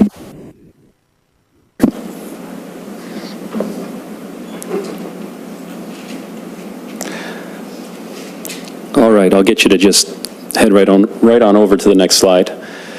So, related but changing gears slightly, we're going to focus in a little bit more on Bill 23. This is one of a series of reports. Again, I know you've had kind of some initial preliminary reports on this, but this is, we're going to kind of touch on different items as we go through the series. There's a lot of things to digest with Bill 23, a lot to include in one specific report, so we're going to try to roll them out to you in a series, kind of, and the order of that series will kind of depend on the evolution of some of these things. You know, all of council knows some items have been proclaimed already, a lot haven't, so we'll keep you posted on all of that. This particular one here, we want to focus more on what's happening with planning at the regional level, the region's involvement in the planning application review. I think, again, I don't have to remind all of council, but there's been wording included in Bill 23 that identifies Niagara Region as an upper-tier municipality without planning responsibilities. Now, this hasn't been proclaimed yet, but it represents a very significant change where, as of right now, how we currently are, the region does have certain approval authorities on certain aspects of the planning process. Moving forward, that wouldn't be the case anymore. The vast majority of the approval would come from the actual lower tier municipality, with the region shifting to more of an advisory role. So again, this is something that's been discussed at length throughout the region. The regional staff have been inquiring with everybody in terms of, well, what does that look like? What type of advisory role are you looking for? What particular aspects for each municipality they wanted. The idea is to kind of do a tailor-made approach for each municipality, entering into some type of service level agreement, and then, that service level agreement would include certain specialties that the lower tier municipality may not have expertise in. But I'll get into that a little bit more. Next slide, please. Oh, and before I go into this slide, I also wanted to highlight, also related to this, and you've probably heard about it as well, is Bill 39, yet another bill, talking about how the province is going to be appointing a facilitator to come and review the whole model of how applications are processed, kind of the whole governance model in certain upper-tier municipalities, Niagara Region being one of them. Again, we don't know exactly when this is going to happen or what's going to come out of it, but we know that is coming as well. And I think, having this type of discussion already with the region in terms of how they play out that advisory role is going to be key into that whole conversation that will happen too. So, as I mentioned, the region, they're going to become more of a they're going to become an advisory agency, meaning they're not approving anything, they're not, requiring anything, but they are utilizing some of their expertise that they currently have. And that expertise is very, it can be very far-reaching. They have expertise, for example, with Indigenous consultation, duty to consult. They do a lot of those things. Again, with archaeological assessments, they do a lot of scoping for those, environmental impact assessments. They also provide some of the mapping assistance for some of these layers. We mentioned floodplain layers, archaeological find spots, things like that. All supports that the region provide. So, there's a lot of potential advisory capacities that can be leveraged, even in this new framework when it becomes proclaimed. So, we've already gone through some early discussions with the region in terms of each municipality kind of identifying, okay, where do you have in-house capacity? Where do you not? What specialty do you see yourself potentially being interested in? Because right now the region's been in a kind of a spot where they're trying to evaluate what resources they need to retain, how they need to, be prepared, because the idea is, again, they want to enter into some service level agreements at some point, and they want to be able to provide the advisory roles that the municipalities require. So, next slide, please. So again, what's the end result of all this for the town? There's more shifting of approval responsibility to the lower tier. The region, again, will be commenting only. They won't be approving. Some now more approval rights for the province too in terms of official plans. Now they're going to be the sole approver of some of those things. We don't need regional approval. Which with the regional official plan, that whole official plan process that they just went through, just got it approved, and now we're going to be at the point, should this be proclaimed, and all signs point to it will be eventually, that we are going to have to assume the regional official plan into our own official plan. And where there's a conflict, the policies of the regional official plan will supersede.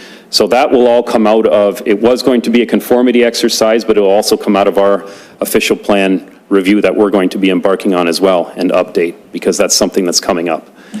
So a lot of moving parts to this. I don't want to stand up here and talk to you about all of it in great deal for too long. I want to take your questions and see what clarifications you might need. But in terms of next steps, we're waiting on proclamation. We don't know when that's going to happen, but there's a lot of preparation in terms of conversations and engaging what everybody needs that's happening now.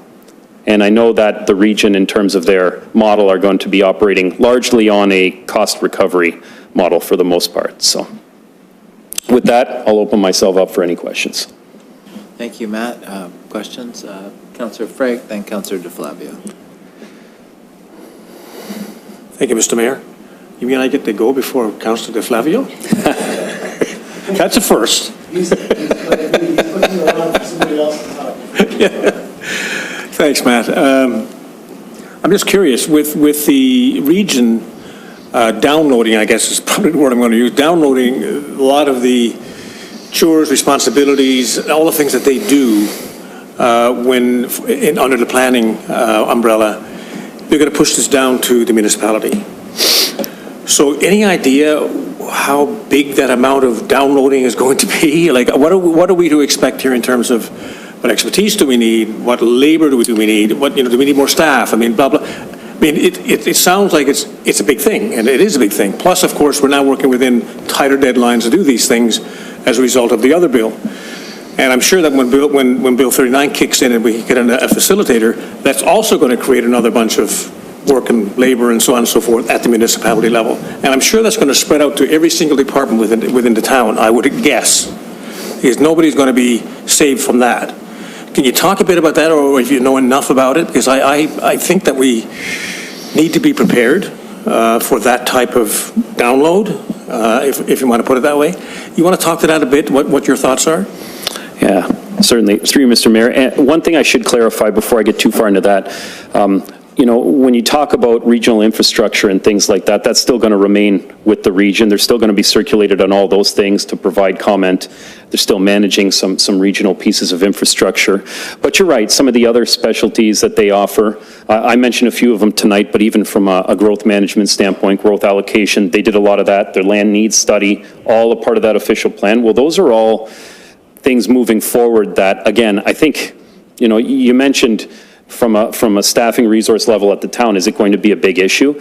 And I think the answer is we certainly will have to evaluate that further, but I think the thought is that, there's an opportunity here too to leverage what the region still has. Even if it's an advisory role, we can take that and we can utilize that and kind of at least mitigate to some degree the resource strain that's going to be had. Do I think we might run into a situation where we might need to staff up a little bit in the future? Definitely possible. Hard to say until we know exactly what shakes out with this, SLA agreement with the facilitator role. So I'd hesitate to say, oh yeah, we got to make sure we staff up big time. But, I could certainly see that as a real potential. But again, I think it's these discussions on leveraging the region still for their services, perhaps shared service, and kind of working in a more collaborative nature, because right now the region is kind of that overarching where we all collaborate kind of under them. But, depending on how things go from here, maybe there's going to be more emphasis on all the lower tiers to collaborate with each other too. And there might be some efficiencies realized there as well. So,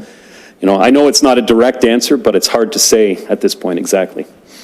There's another agency too, which is losing some of its responsibility, and that's conservation. Yeah. So is that some of that being pushed down to the municipality as well? I mean, do we have to deal with those things? Through you, Mr. Mayor, some of them, yeah. Again, that's something else that the region can assist with. They all often worked in lockstep with the Conservation Authority on a lot of those items. So I think, again, something we can possibly leverage the region on a little bit. But yeah, when it comes to, natural heritage, protection and things like that, is the onus on us to make sure we've got our policies up to date? Yeah, a little bit more, to be honest with you, so. Last question. The facilitator,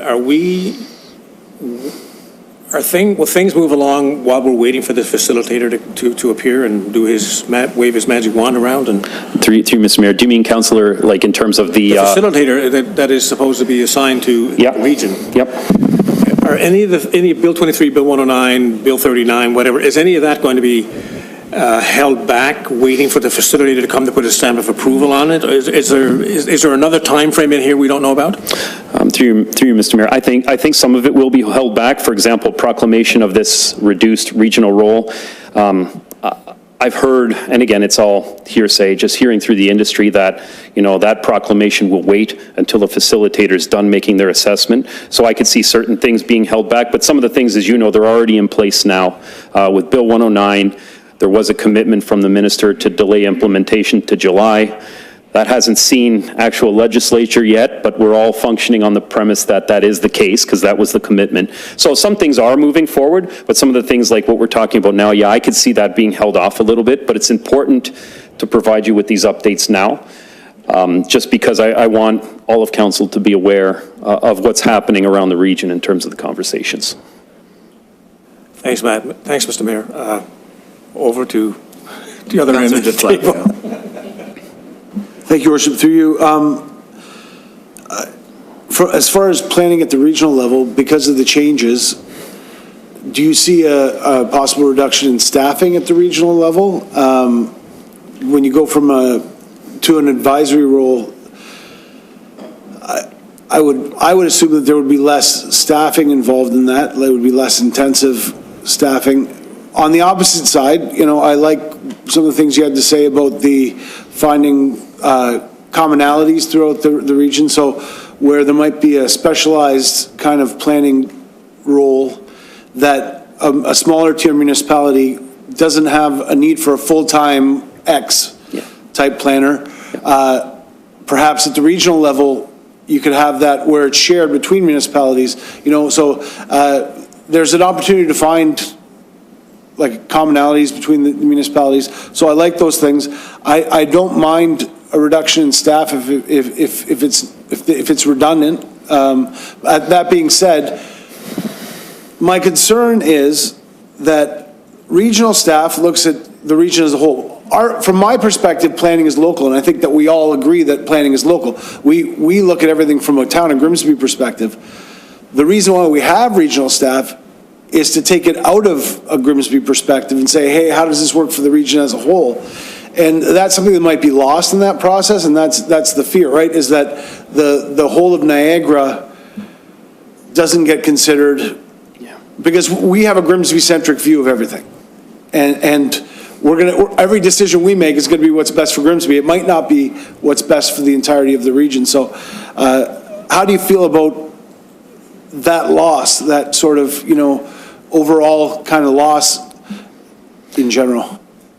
Yeah, through you, Mr. Mayor, I think it is a little bit of a concern depending on how this shakes out. When you talk about staff levels at the region, right now, they're in the process of reaching out to all the lower tier municipalities. Okay, what exactly is it that you're envisioning that you're going to need? I think in some ways it's a little bit different because there's kind of going to be, if you will, a little bit of a specialized suite of services that they offer, kind of each one. They're going to enter into agreements with them. I could see, I don't contemplate a significant reduction in staff because I think, there's going to be a little bit more organization on their end too in terms of who's doing what for who.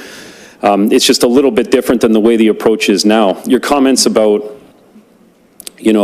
are we losing that whole kind of cohesive consideration of not just every municipality for themselves, so to speak. I know it's not exactly like that, but generally, without having that overarching regional lens, I think to some degree, some of that will still be there. I mean, the region's not, the roles being reduced, they're not going away. And they are still responsible, at least until anybody's told otherwise, for all those regional infrastructure items that still do require an overarching consideration anyway, to make sure that they're serving the ends that they're intended to serve. So I think that lens is still going to be there. It just might be altered a little bit until, with respect to how it's applied in certain circumstances. Is that clear? Thanks, Your Worship. Through you.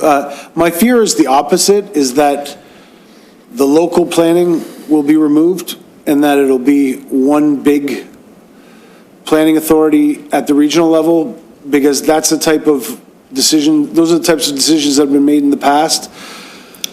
And I think, despite there are obviously flaws at every level, with the things that we could do better, I want it to stay in Grimsby. I want the planning for Grimsby to stay in Grimsby.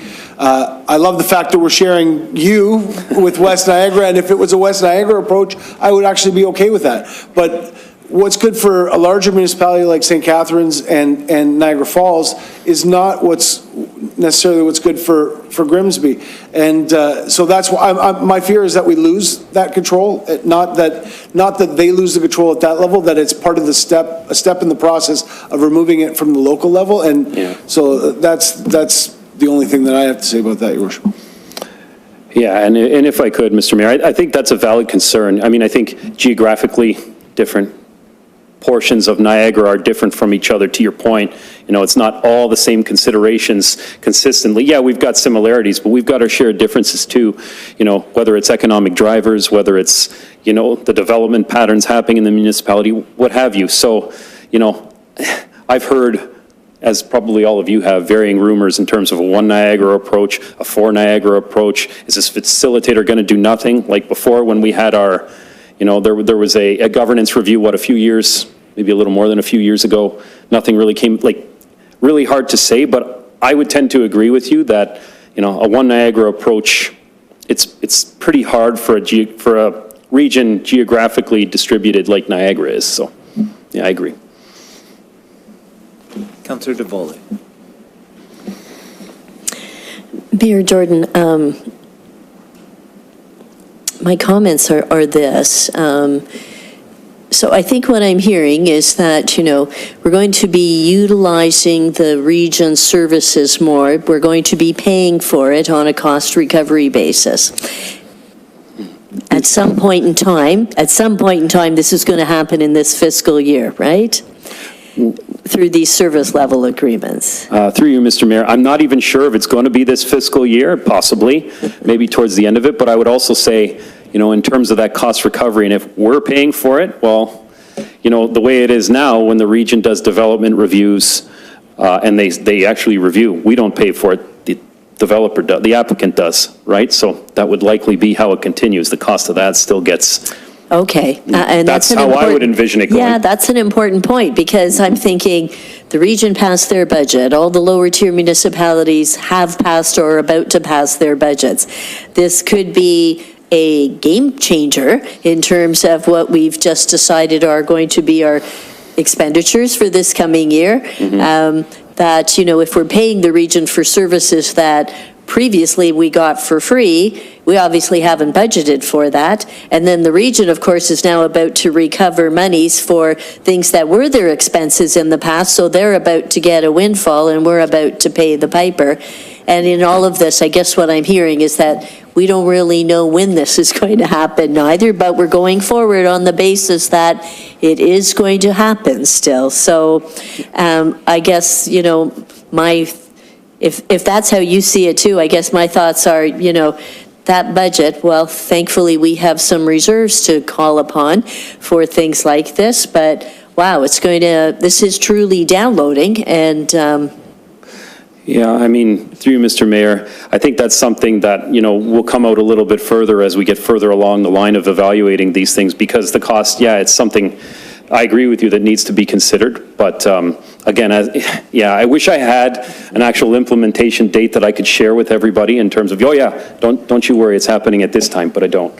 And, you know, I haven't even had any real indication. It could be this year.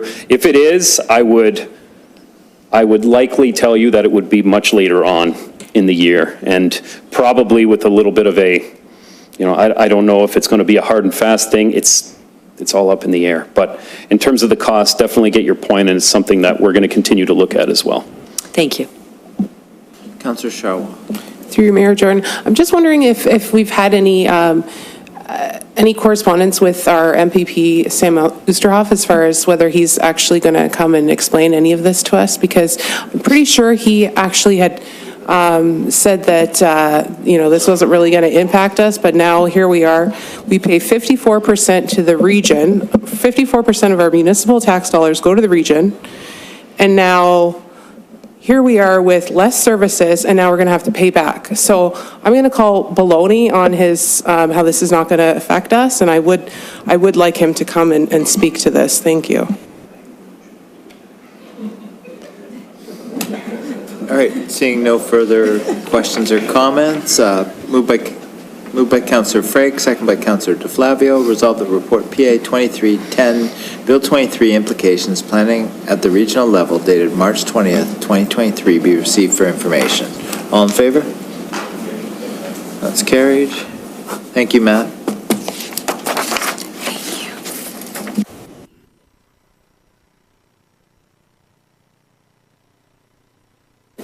We have resolution moved by Councillor Vardy. Do we have a seconder before we do discussion? Councillor Frake.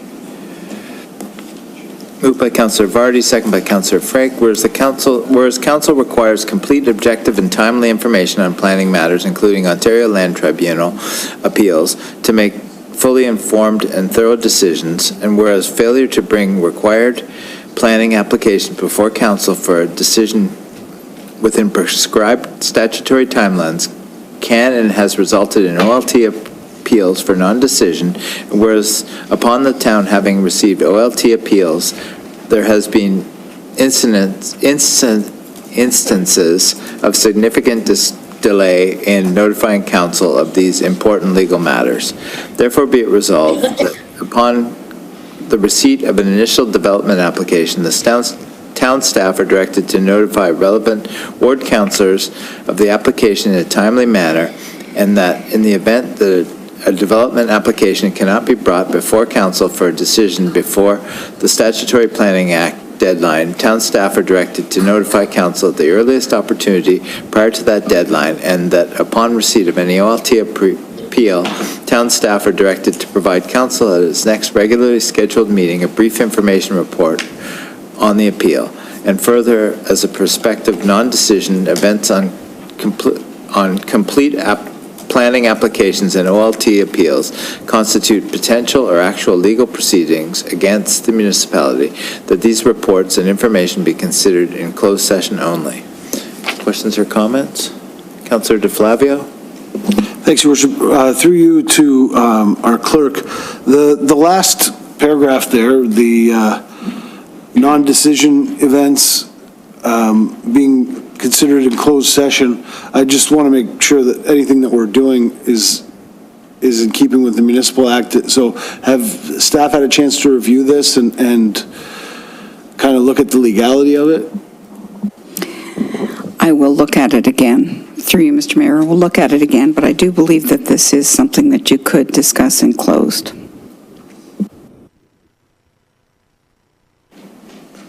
I agree with the gist of it. I guess my question is it necessary to put it in writing? I think that staff is aware of the need for this kind of stuff. I think we could just communicate that verbally without needing a motion. So, yeah, I'm going to vote against it just because I think that it's kind of implied, like that it seems, but I agree with the gist of it, like with what it's trying to say. I don't think that we need to put it in writing, though. Councillor Vardy? Thank you, through you, Mr. Mayor. It's not been the case up until now. So I do think we need to have this in writing, and I do think that we need to get this information sooner than later. And historically, that's not happened. And sometimes we find out after the fact, council finds out after the fact that we missed a deadline. I mean, if we know we're not going to meet a deadline or it's coming close or, you know, we're unsure, council should be made aware ahead of that event. So there might be some way that, you know, that outcome could be mitigated in some way. Or if we know that that means that we're likely going to go to OLT, is this something that, you know, we would want to support or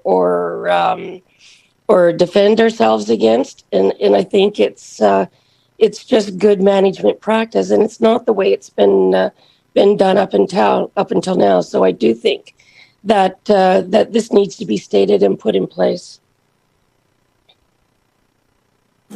Councillor DeVoli. Mayor Jordan, I guess my first question, and I do have a few, my first question is going to be to ask our Acting Director of Planning what the town of Lincoln does in this regard.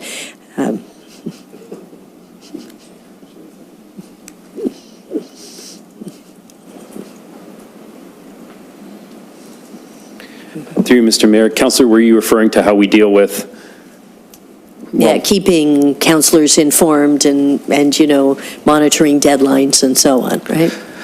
Yeah, I mean, through you, Mr. Mayor, we typically provide updates to council on a fairly consistent basis. I can say from a non-decision point of view or any of those types of things, we haven't had one there that I can refer you to, but generally just on timelines and where things are at. We typically provide, all types of notices and things go in council correspondence. Council's made aware of what's going on. And if there are certain timeline delays, oftentimes we'll come with some type of interim information or something along those lines. Thank you. My second question, I guess to all of us to think about, is because we're moving to standing committees, and I'm expecting that the planning committee will be the one really following these sorts of issues. I realize the town of Lincoln uses a committee of the whole governance structure and not standing committees like we're moving back to. So when you talk about, keeping councillors informed there, by and large, you're talking about your governance structure, which is slightly different than how ours is going to be going forward. I'm envisioning that this could take place for us, but that it would go to our planning committee on a regular basis to monitor and so on. Because would that concept work without all of us needing to always be kept up to date on all of this?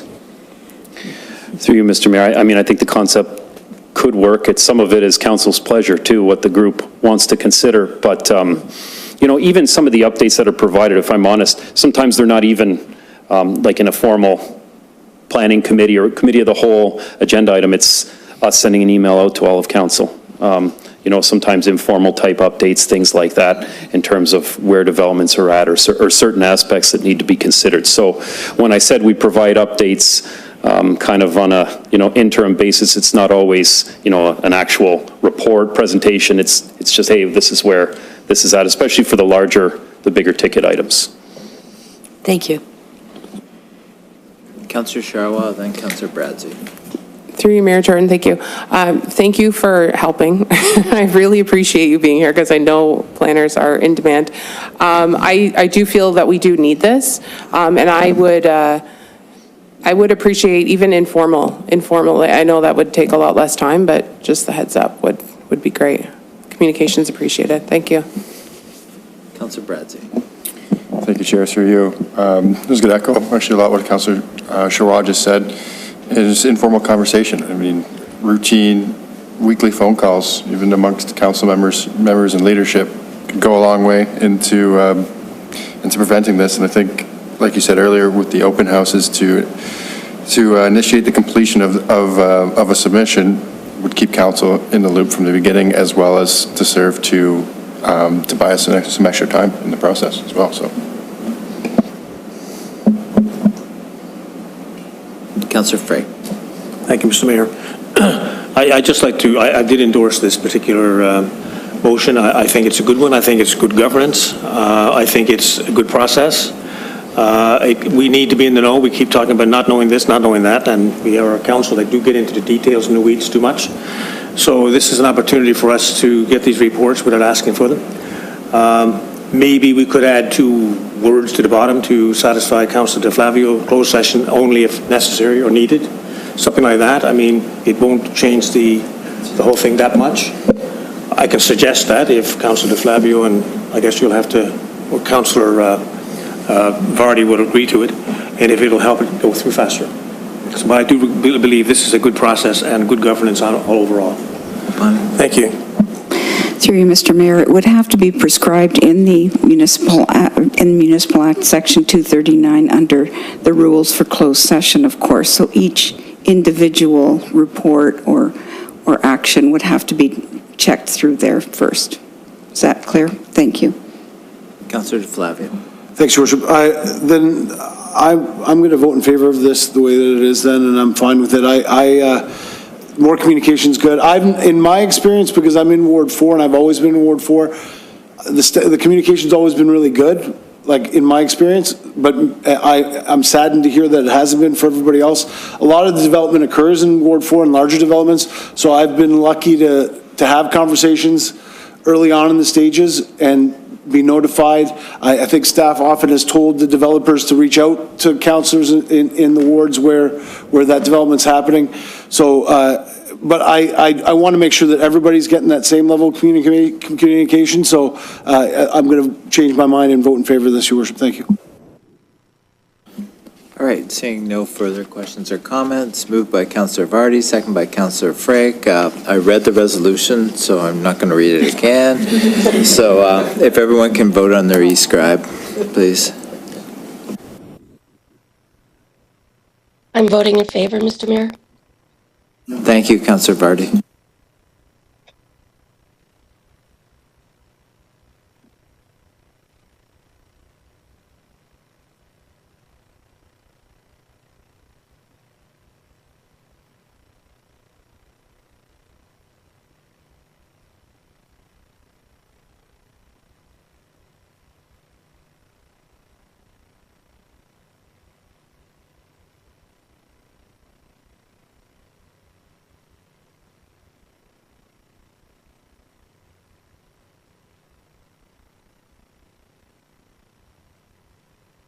All right, that was carried. All right, now we move to number 12, 12.1, correspondence from Niagara Region, illegal dumping 2022 year-end summary and updates. Need a mover and seconder? Moved by Councillor Frake. Seconder, Councillor Howe. Moved by Councillor Frake, second by Councillor Howe. Resolved that the correspondence from the Niagara Region regarding illegal dumping 2022 year-end summary and update be received. All in favor? That's carried.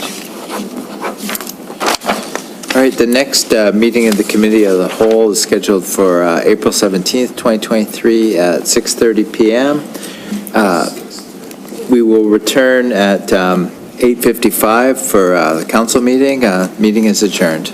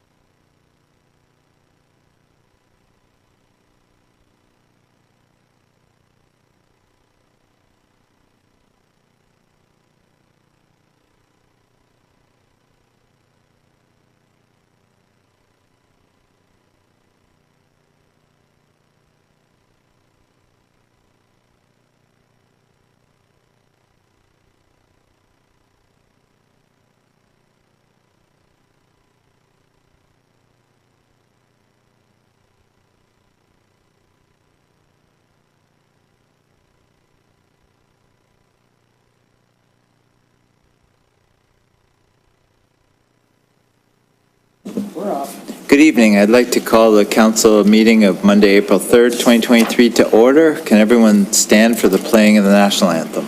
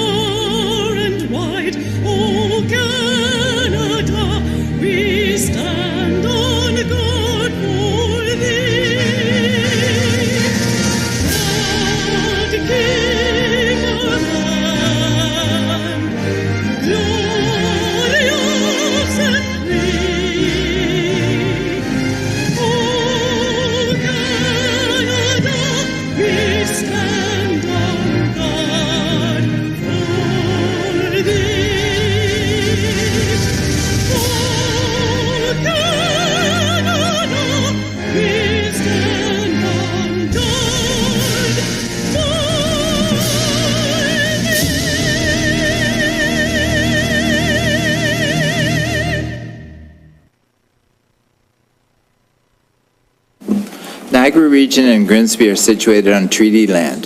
This land is steeped in the rich history of the First Nations such as the Hattaway-Wurrung, the Haudenosaunee, and the Anishinaabe, including the Mississaugas of the Credit First Nation. There are many First Nations, Métis, and Inuit people from across Turtle Island that live and work in Niagara today. The Regional Municipality of Niagara and the Town of Grimsby stand with all Indigenous peoples, past and present, in promoting the wise stewardship of the lands on which we live. All right, are there any disclosures of pecuniary interest? Seeing none, just before we approve the agenda, I have a couple announcements. Just want to advise the public that the town has been notified of some potential scams. The caller is requesting payment by e-transfer gift cards for bylaw infractions that may have occurred in the past. If you or anyone you know is contacted by someone claiming to be from the town, please contact Town Hall immediately for reassurance or clarification. The town does not accept gift cards or e-transfers for any bylaw infractions. And just one other announcement. Last council meeting, we preliminarily approved our budget at 5.97%, which is fourth lowest in Niagara Region. And it was brought to council with unprecedented collaboration by staff, and senior staff had over 20 meetings to align their recommendations with council's strategic priorities. And this is a budget that really is moving Grimsby forward. Need a mover and seconder for council agenda. Moved by Councillor Frake, second by Councillor Korstanji.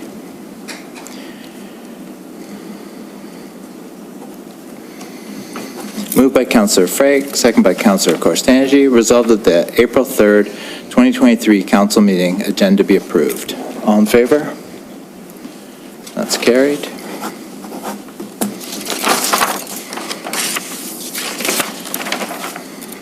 Need a mover and seconder for Committee of the Whole minutes of March 20th, 23, Council minutes of March 20th, 23, and Budget Committee of the Whole minutes of March 21st, 2023. Moved by Councillor Frake, second by Councillor Devoldy.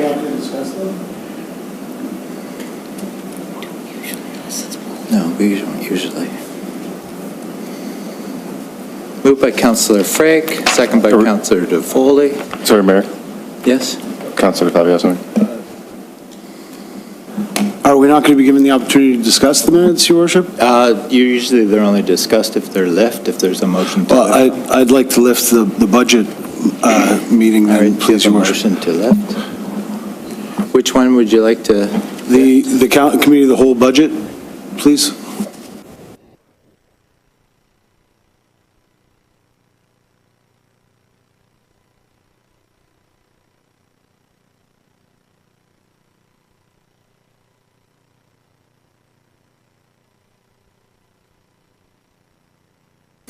We have a motion to lift for separate consideration. We have a mover of Councillor DeFlavio. Do we have a seconder? I'll second it. Councillor Baradzi.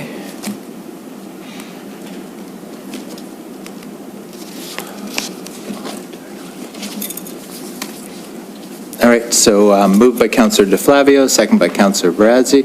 Resolved that CW 23-074 from Budget Committee of the Whole minutes of March 21st, 2023 be lifted for separate consideration. Recorded vote, please. So use the e-scribe.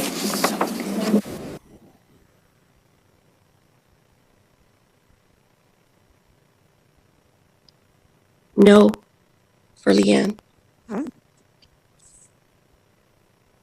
Thank you, Councillor Vardy. That's noted.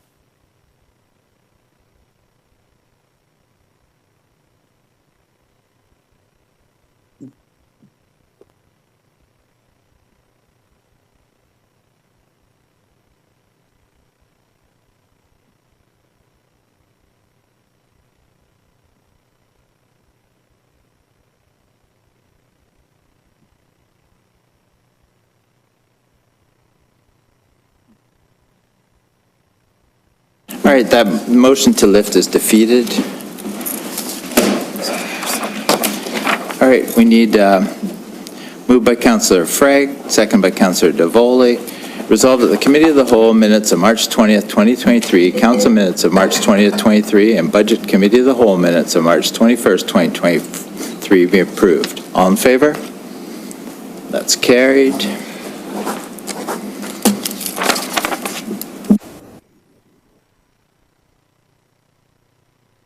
All right, now we move to our consent agenda. Report PA 23-12, Council Direction Report, 115 Gibson Street and 8 St. Andrews Avenue. Need a mover and seconder. Moved by Councillor Freg, second by Councillor Korstanji.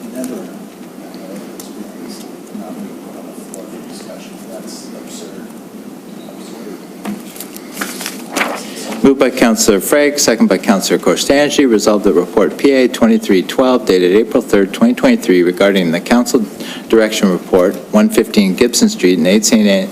Andrews Avenue be received, and the Council proceed with the passing of the designation bylaws for the properties at 115 Gibson Street and 8 St. Andrews Avenue. All in favor?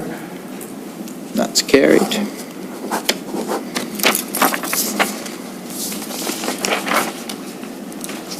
All right, I don't see the regional councillor here, so we'll move to bylaws. Need a mover and seconder for first reading. Moved by Councillor Howe, second by Councillor Korstanji. Moved by Councillor Howe, second by Councillor Korstanji. Resolved that leave be given to introduce bylaws 23-26 to 23-30 inclusive, and that same be read a first time. All in favor? That's carried.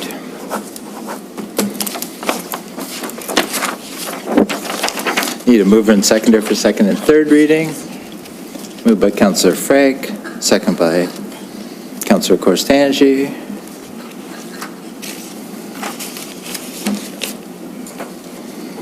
Moved by Councillor Freg, second by Councillor Korstanji. Resolved that leave be given to introduce bylaws 23-26 to 23-30 inclusive, read a first time, now be read a second and third time, and finally passed, and the mayor and town clerk do sign and seal the same, and rule council to the contrary notwithstanding.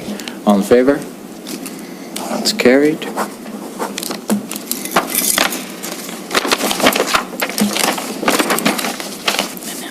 All right, now we move to announcements. Any announcements from the floor? Yes. Councillor Davoli. Thank you, Mayor Jordan. A few, if I could. And just to let my fellow councillors know, we have obtained the minutes of the Joint Fire Services Committee for the past year and a half, and they've been provided to our clerk, and they will be coming for endorsement at our next meeting. I'm sorry, it just didn't get on the agenda fast enough today. But I did want to just share with everybody that we did have a meeting of the Joint Fire Services Committee. Basically, the agenda was to meet our fellow councillors from the town of Lincoln. We had a presentation about the pilot update and what's happening with that, with some statistics provided to us and so on, including an update that the consultants that were hired as part of that agreement would be taking the next step of talking to councillors. And I believe that has actually taken place in the last week for almost everybody. At that time, we also voted on a chair and a vice chair, so the chair of the Joint Fire Services Committee will be Councillor Pat Chariva from the town of Lincoln, and the vice chair will be Councillor Baradzi from the town of Grimsby. Beyond that, really, it was just an update as to what was happening with some statistics and so on, some discussion about, things we're learning in the process and what the next steps are. But basically, that's just a brief update of what took place there. I think we will figure out going forward how we make this a more formal report that comes to council on a regular basis. The meetings are only quarterly, and so, the next one won't be for quite some time. The other part of the announcement that I would like to share with everybody, and something we haven't really talked about, but in my field, it is quite important usually, and that's the Ontario and the federal budgets that came out on March 23rd and March 30th. And as accountants, of course, we always follow them closely to see what income tax changes they're making, right? But now I wear my municipal councillor hat, and of course now, I'm especially watching them to see what they were saying in all of this too, right? And so, there were some announcements within there about $202 million each year for 3 years to homelessness prevention programs, to $425 million for 3 years to support mental health. And although some of those may not be directly things that we will be dealing with, certainly it's good news to see them working in some other ways to take on some of these things. They did promise a year ago that they would keep us whole on this whole bill that's, we're all laboring with, that we heard about at the Committee of the Whole. And unfortunately, there was no details provided in that budget as to what that actually means. And the last thing I'd guess that we're probably a bit disappointed to hear about is that the Municipal Property Assessment Corporation, of course, is a few years behind on bringing things up to date, and there was really no formal commitment from them neither on what to do in that particular area. So, a few steps forward and a few back in terms of municipalities and the impact. The federal government went along down that same road, and they did announce an investment of $4 billion over 7 years, assuming they're in power that long, for an urban, rural, and Indigenous housing strategy. Again, they also announced some monies for a Canadian drug and substance abuse strategy, which are all good, and for some future federal infrastructure programming, which always piques municipalities' interest because infrastructure is a lot of what we do. Some of the things that they didn't do, though, they're keen on climate change, but they didn't introduce anything specifically to any specific regulations or ideas on how they're going to help us with that. And of course, something that is near and dear to our heart, and that's our own fiscal framework, and there were no announcements in those particular areas. So again, a bit of a mixed bag, but that's just a brief summary of where we are with our Ontario and federal partners. Thank you. Thank you, Councillor Davoli. Councillor Vardy. Thank you, through you, Mr. Mayor. I just want to say that I attended virtually the meeting of the West Lincoln Hospital Community Relations Committee. So it was great to get an update on what's going on. The hospital is progressing very, very well. There's plenty of information that you can get on the Hamilton Health Sciences website about exactly how that's moving forward. I did raise the issue of parking. So they said that they would look into that. Parking in terms of staff of the hospital and perhaps construction workers parking in residential areas and not leaving, parking on street parking for people who actually live in the area. So the only other interesting, other than things are, progressing well and on time, the only other thing to mention is that, which I think is quite interesting, is that they have a live feed on the construction. So if you're ever curious or want something to do, you can just go to the HHS site and you'll be able to look at our new hospital being built in live time. So I think that that's a great feature. Thank you very much. Thank you, Councillor Vardy. Councillor Bradzi. Thank you, Chair. Through you, I got two announcements here. First announcement is the Peach Kings won their second round and will be getting their third round this week against Glanbrook. Should be a tough series, as Glanbrook was #1 in the division throughout the regular season. And then my second announcement actually is to address what just happened 10 minutes ago. We had a councillor who really just wanted to have a discussion about the budget, and we shut him down, and he's actually walked out. And I think that we didn't just silence that one councillor, we've silenced all the people who voted for him. Bradzi, I think that's very inappropriate. I don't think that's out of order at all. You're out of order. I think he deserved his chance to talk, and I still think he should does, and we should have a conversation about it. It was voted on, and Councillor Bradzi, you continue to be out of order. It's undemocratic. Any further announcements? Councillor Kristanji, thank you. Thank you, through you, Mayor. I'd like to congratulate our West Niagara Special Olympics curling team, who went to a national qualifier in Richmond Hill on the past weekend, and they qualified in their highest division they ever have, and they came home with a bronze medal, so that's pretty exciting. Yeah, a great representation for Grimsby. And just like to remind the community that the Grimsby Beach Bird House sale is this weekend, and last year they sold out within an hour, so you don't want to miss that if you need to add to your collection.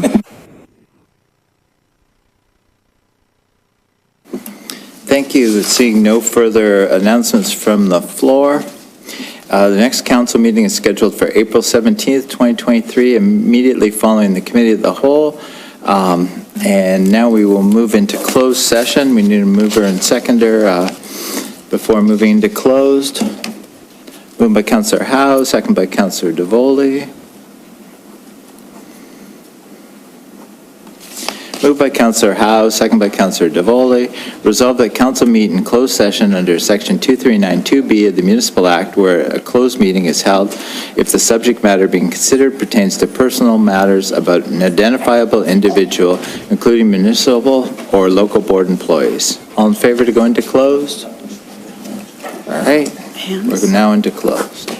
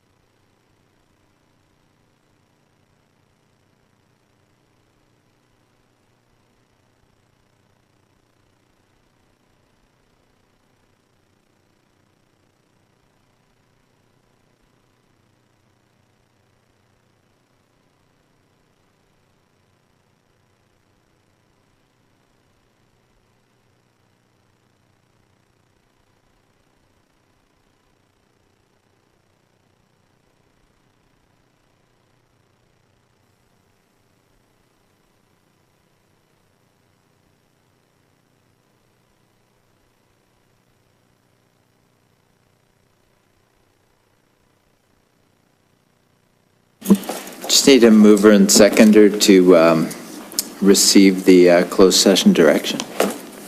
Moved by Councillor Korsanji, second by Councillor Davoli.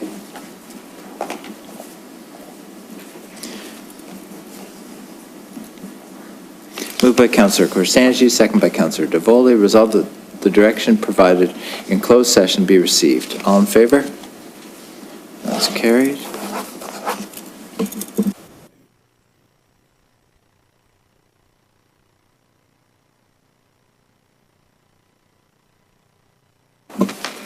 Need a mover and seconder for the confirming bylaw. Moved by Councillor Howe, second by Councillor Sharwa.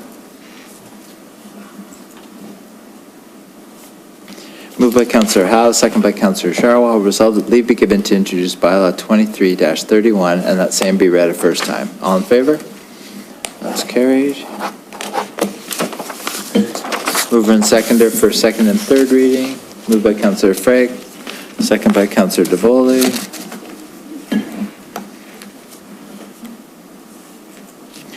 Moved by Councillor Freg, second by Councillor Davoli. Resolved leave given to introduce bylaw 23-31 read a first time, now be read a second and third time, and finally passed. The mayor and town clerk do sign and seal the same and rule councils the contrary notwithstanding. All in favor? That's carried. Meeting is adjourned.